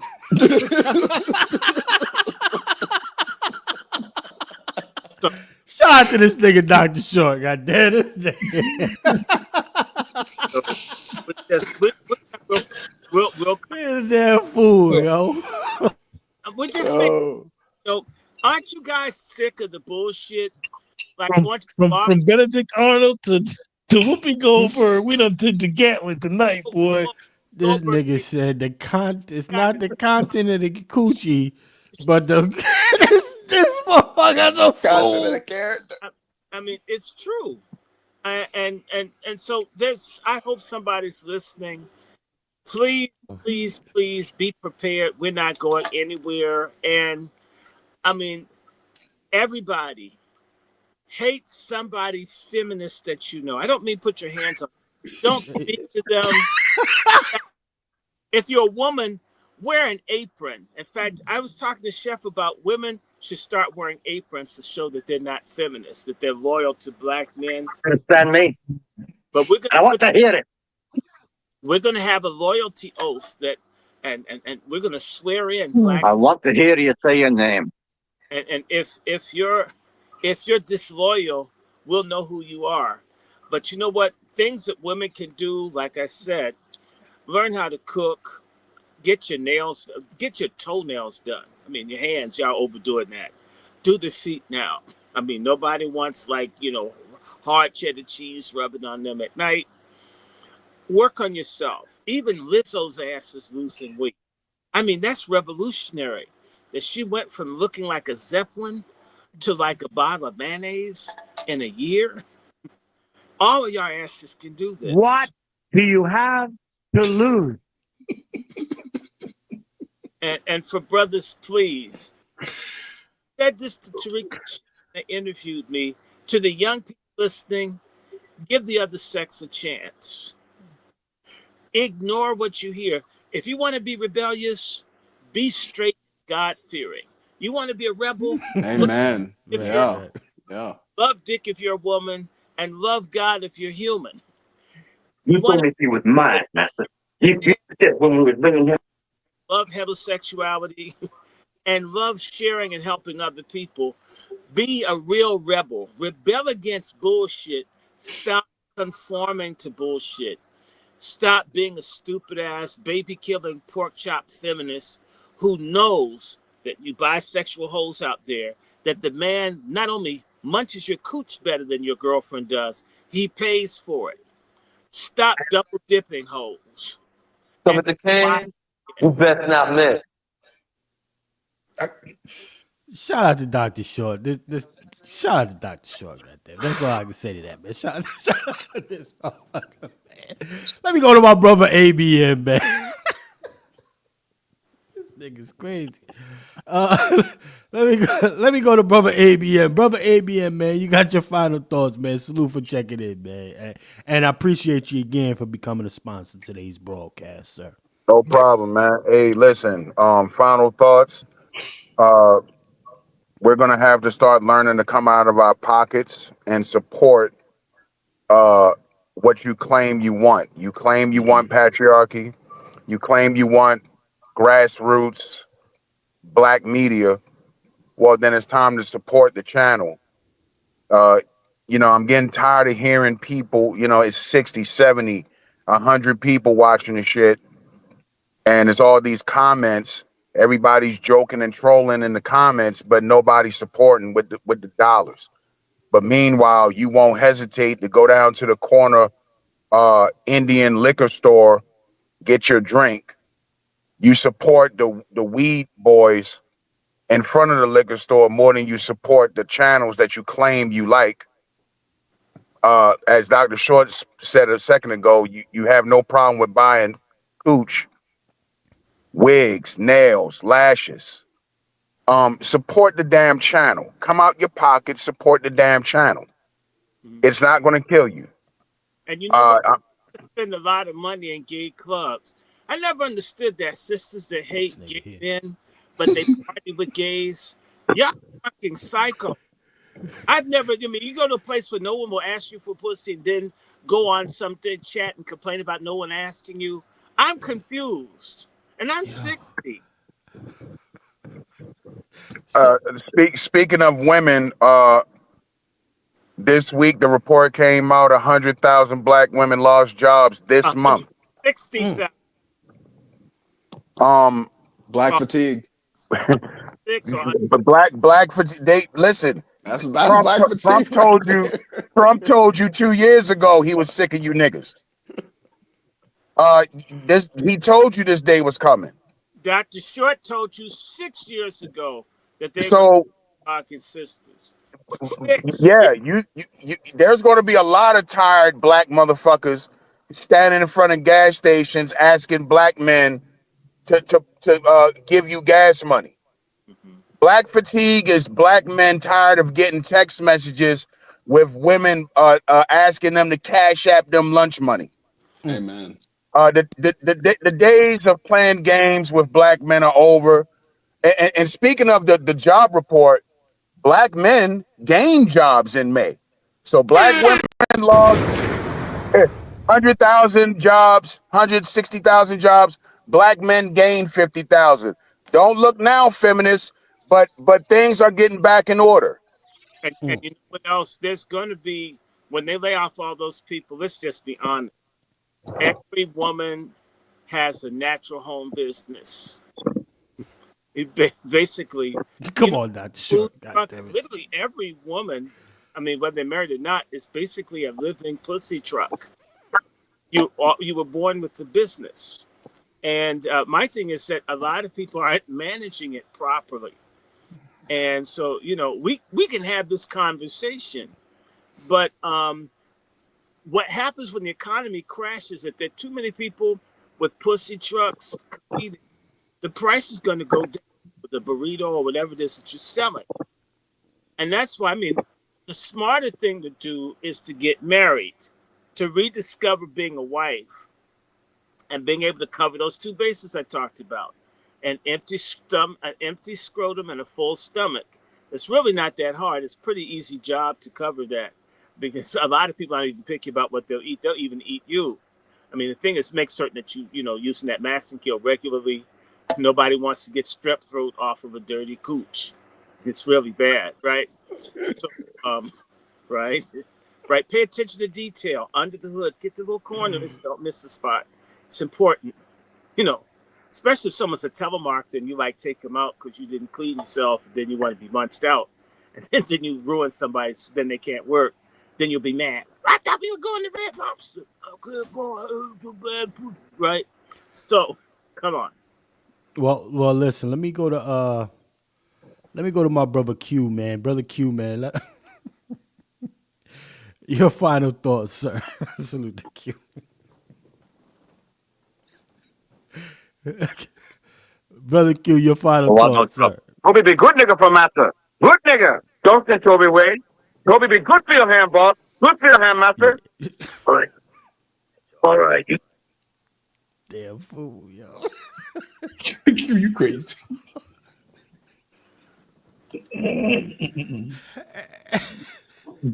Hey, man. Q, let them know what's shaking, man. Stupid, yo. Learn how to get along with black men. Let's Hmm. let's talk They're to too lazy to sell pussy like back in the day. This ain't the 70s no more. Learn how to get along with a black man again. That's the equivalent of being a farmer. That's the equivalent of growing your own food. Learn how to get along with a black man so you can have extra income in your home. Shit is real. And extra inches in your loin. I mean, it all one hand washed together, right? Q, you got the flow, man. Hey, I'll be in Flint in August. That's all. I will be in Flint, Michigan in August, man. Yes, indeed. Flint still got bad water, regardless what the EPA said. The residents saying the water is still bad. Flint is a sister city like any other urban city in the Union where Democratic leadership has sold black people out. Is the mayor still a black woman? Yeah. And she's boule. So it's a light skinned bitch in one of those Greek letter organizations. I think she's a Delta. And she's not doing shit. You know, that's the other thing. Having a pussy doesn't make you a freedom fighter, although it can free you if you get yourself some. We need to up our game, sisters. You know, Betsy Ross was a white woman that had black women make the first American flag in Baltimore. And she didn't just sit on the fact that she had a cooch as a white woman. She actually did something to back up her white men fighting to create a country where she could piss on and get you guys to be feminists and kill babies and hate your brothers. What is the work of black women to turn black America around? Find something to do, whether it's making a sweet potato pie or at least telling your fat sister, like, did you see that one I sent you the thing on, Chef C? The 700-pound sister that got down to 600 pounds and she died. And she had a belly that looked like she was giving birth to Fat Albert as an adult. It's very important, right? And so, yeah, I'm deliberately making this hard to listen to because you know what? We've heard sisters yapping and bitching our whole lives. Pat Talk is designed to be a reaction to decades of listening to feminist the psychopathy of crazy pork chop feminist vaginal monologue. And so now we're men talking stupid like women did from the late 60s to now.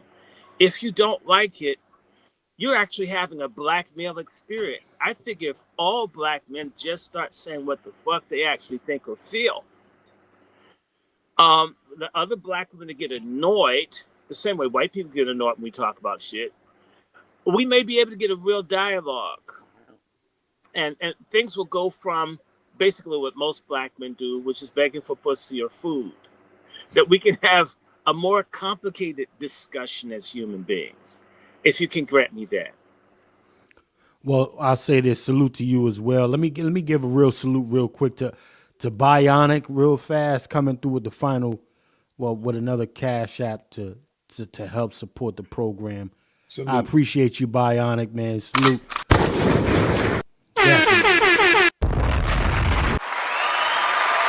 Appreciate your contribution, fam. Coming through in the clutch on the end there. And salute to our brother Q. He's out in Flint, August, y'all. Make sure y'all see what our brother Q is on and keep it posted on what the brothers got going on over there. Particularly on Tuesdays, though. I also want y'all to be aware he's doing some good work with the sisters over there on Tuesday. Make sure y'all tap in to Q's broadcast on Tuesdays with the two sisters over there. My big sister out of St. Louis. Yeah, for sure. Yeah, Sister Azima is every Tuesday, and actually Chief Mimi comes every other Tuesday, who's also a friend of Dr. Short's as well. Very interesting information that those sisters are bringing, knowing who you are and understanding what's the difference between laws, policies, and amendments. It's very important that we understand there's a difference between all three. And right now we're going into understand the implications of the 14th Amendment. No, there's some fly stuff they got going on over there, y'all. I've been tapping into it on my little travels, and leaving my little likes, catching they spin backs. But they really they're really excavating some shit over there, y'all, and they dropping hella game. So definitely tap in. I believe they do what 7 o'clock? Is it 7 or 8 o'clock over there on Tuesdays? 9. It's 9. It's 9. Okay. 9 p.m. every Tuesday. Like I said, it's very, very interesting information that's being given when you information that you know coincide with information that other people are bringing. It gives you clarity on who you are, and it's very important that we know who we are. It's very important that to know who. Everything is not going to be applicable for everybody that say they black, and we need to understand that clarity needs to be explained. So every Tuesday we do it on Let's Talk Cool at 9 o'clock, and understand, like I said, that you know it's very, very important for us to know the two constitutions. It's not one, it's two. And understanding that it's supposed to be a constitutional republic. And what's a corporation? And what's America? What is the United States? What is the constitutional republic? So understanding it's a bunch of moving parts, and how the President Trump, how he's opening some doors that if SCOTUS attacks the 14th Amendment, not attacks it, but addresses the 14th Amendment. And realize one thing, the 14th Amendment, you guys, has never been ratified. And how if SCOTUS looks into the 14th Amendment, what could be the ramifications of them discussing an amendment that was never ratified? It's there, but it's not there. Hey, so my motto is just say go. Just say go. And if they're worried about what to do for construction, my motto is hire black. So just say go, everybody. Just say go. Just say go. Well, I'll tell you what, brother. Q, that is phenomenal work you guys, you ladies, well, guys and ladies are doing over there at Q. I've been flowing with it on the low. Like I never been able to really catch it live, but my little 6 a.m.s, I'll be having that in the background on some. It's heavy shit y'all chopping down over there, man. Yeah, definitely. And it's important because a lot of times you'll hear of certain people feel like they're practicing their sovereignty, and they don't have a license, and they're able to travel without a license, and you be hearing this stuff, and you sometimes think that it's a bunch of wackos, and it's really not the case.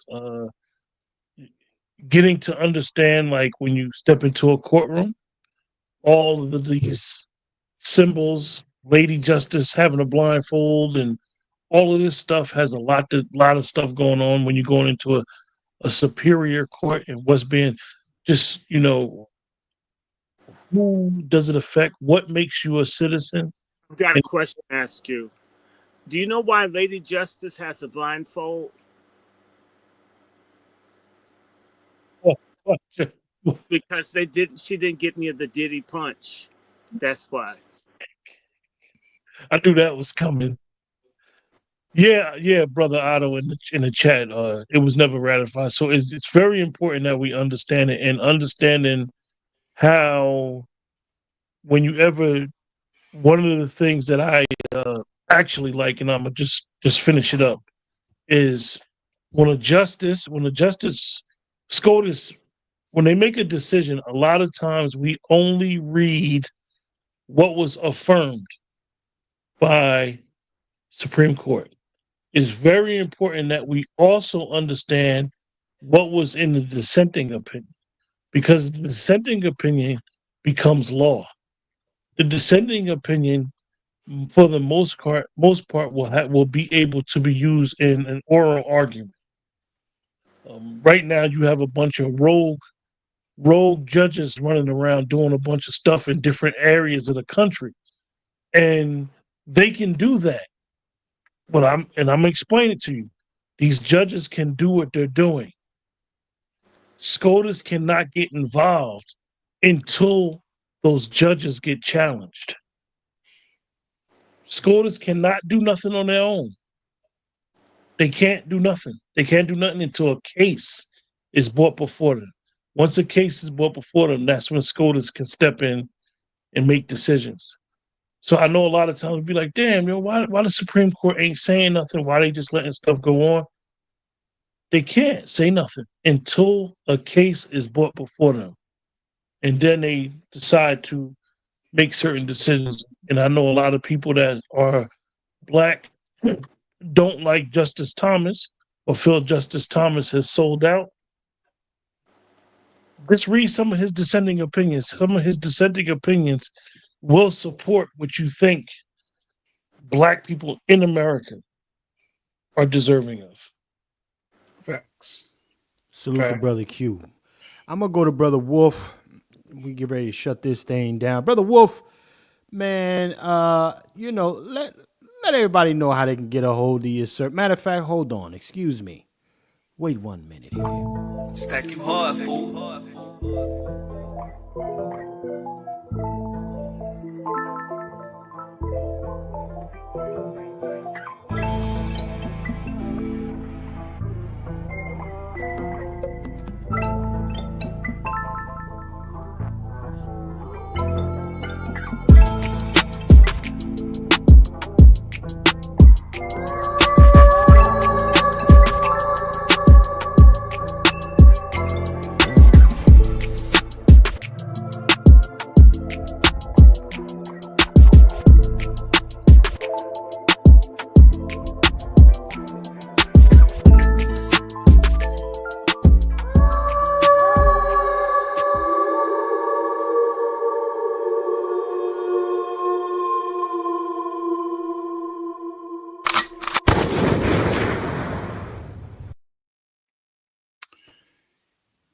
I'm gonna say these words. Have you considered a handgun?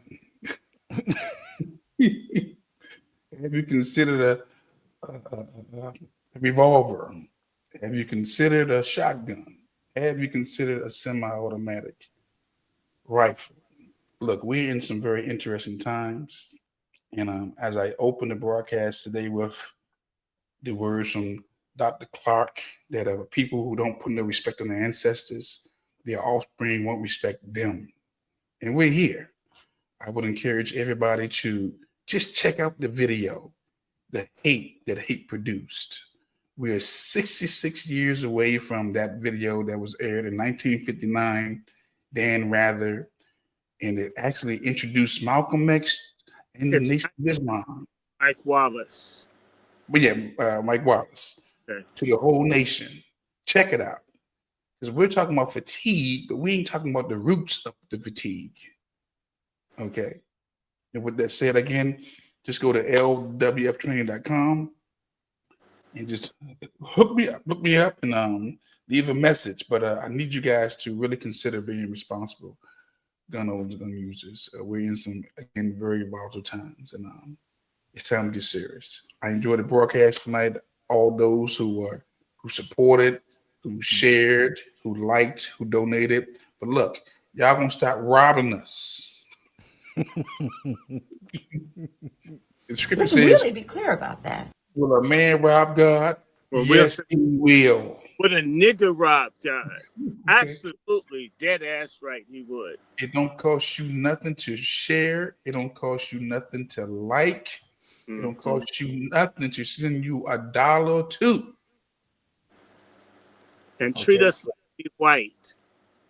Yeah, treat us white. Because you know what? White folk be supporting white supremacists. Black do not support black folk who support black self-respect. So you know what? The Bible says where your heart is, there's the treasury. If your heart is in white supremacy or in Asian Pacific supremacy or nuestra familia supremacy, then our black asses may as well just do mass suicide. In fact, give ourselves a big gulp Jim Jones cup of Kool-Aid and just do white supremacy a favor. And I'll end with this. Look, this is Malcolm X. He would have been 100 years old on the 19th. 100. I think you need to put some respect on him. His words are still relevant as it was some 60-some years ago. So some respect on Malcolm. And I'm going to land my plane with that. And Chef C. Hold on 1 second, Brother Short. Hold on 1 second, man.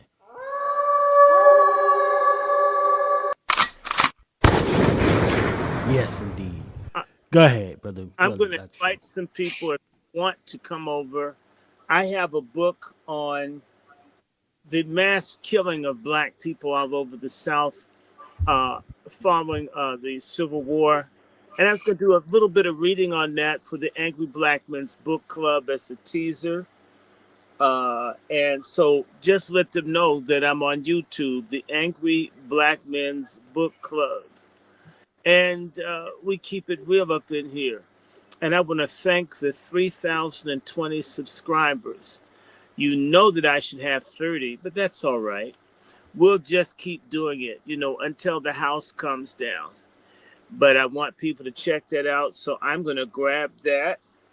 And from the Reverend Dr. or Bishop, Right Reverend Bishop Dr. Stephen N. Short Senior Library, from which we do the Angry Black Men's Book Club, I will be reaching into my family archives, and we're going to be reading tonight. I may take, in fact, they got a couple of good books, and they'll be talking about black people defending themselves. You didn't get your freedom with niggas marching, getting bit by dogs. That John Lewis shit, he like getting beat because he's a sissy, people. Let's just be honest about that. To me, once you find out John Lewis liked, gay shit, I mean, him getting beat has a whole different thing to me. I see why he was on the front lines. We didn't get free getting our asses beat begging. We got free because people like my great-great-great-grandfather, Basil Kelly, who became a sergeant in the Union Army. That's some major shit there. These folks took up guns and shot at people. My other grandfather, Lancaster, and by the way, both men served in the Civil War in their 60s. My grandfather Basil was born either on 1800 or 1801 or in the 1790s, and fought in the Civil War starting in 1861, meaning he was either 60 or 61 when he decided to fight. My other grandfather was born in 1792.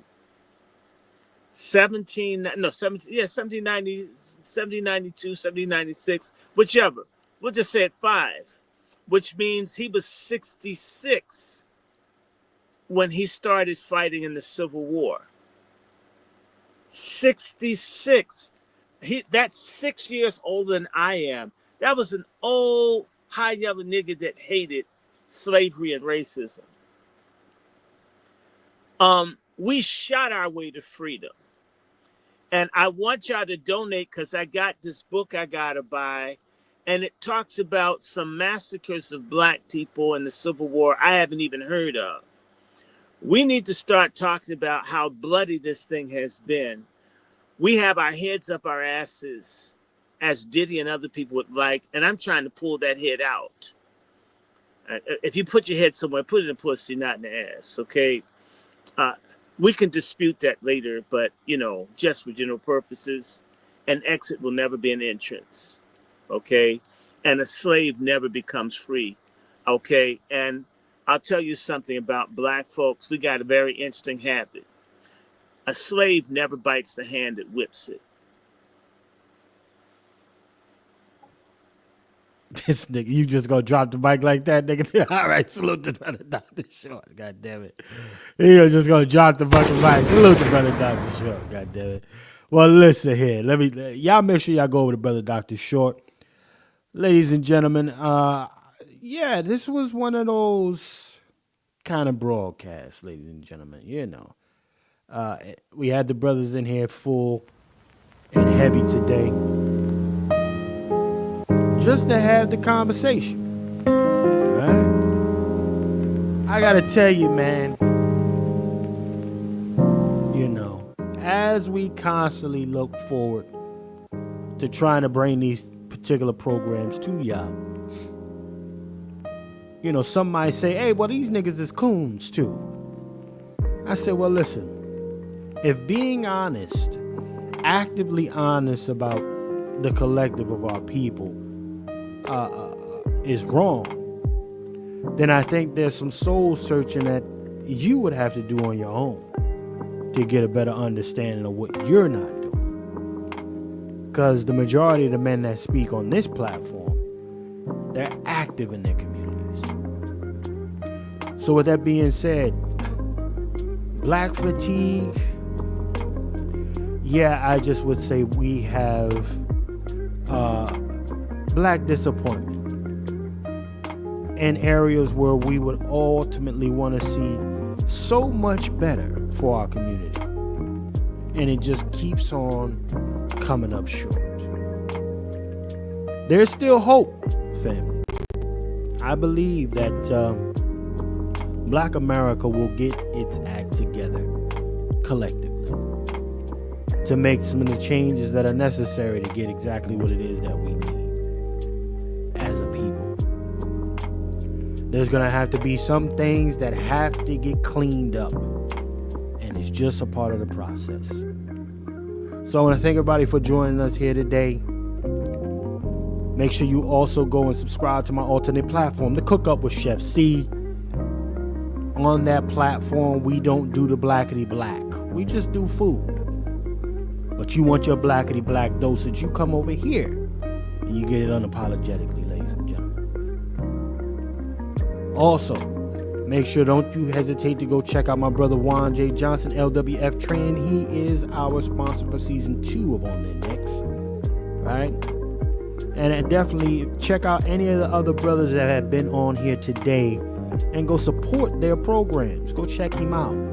Solid brothers. Right? So I want to thank all of y'all for joining us here today, ladies and gentlemen. This is Pat Talk. I want you to keep in mind, ladies and gentlemen, as always, okay, in a system of white degeneracy, you stand for nothing, you fall for anything. My name is Chef C, and I'm out. Salute.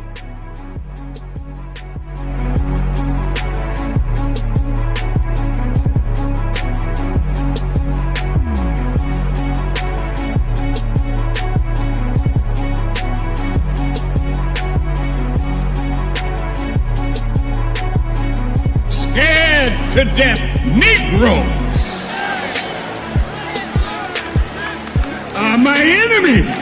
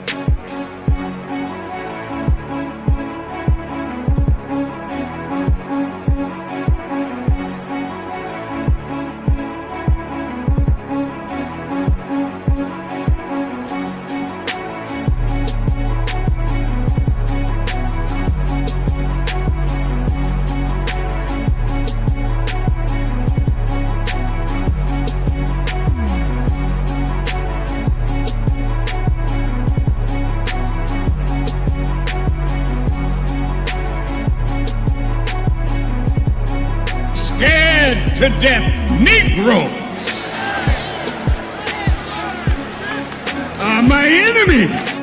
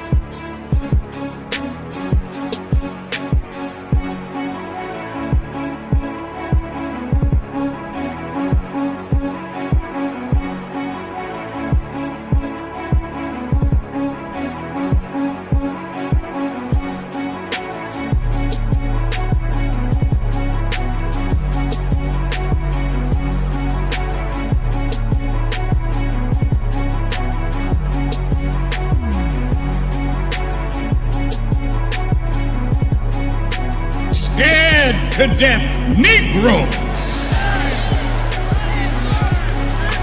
are my enemy.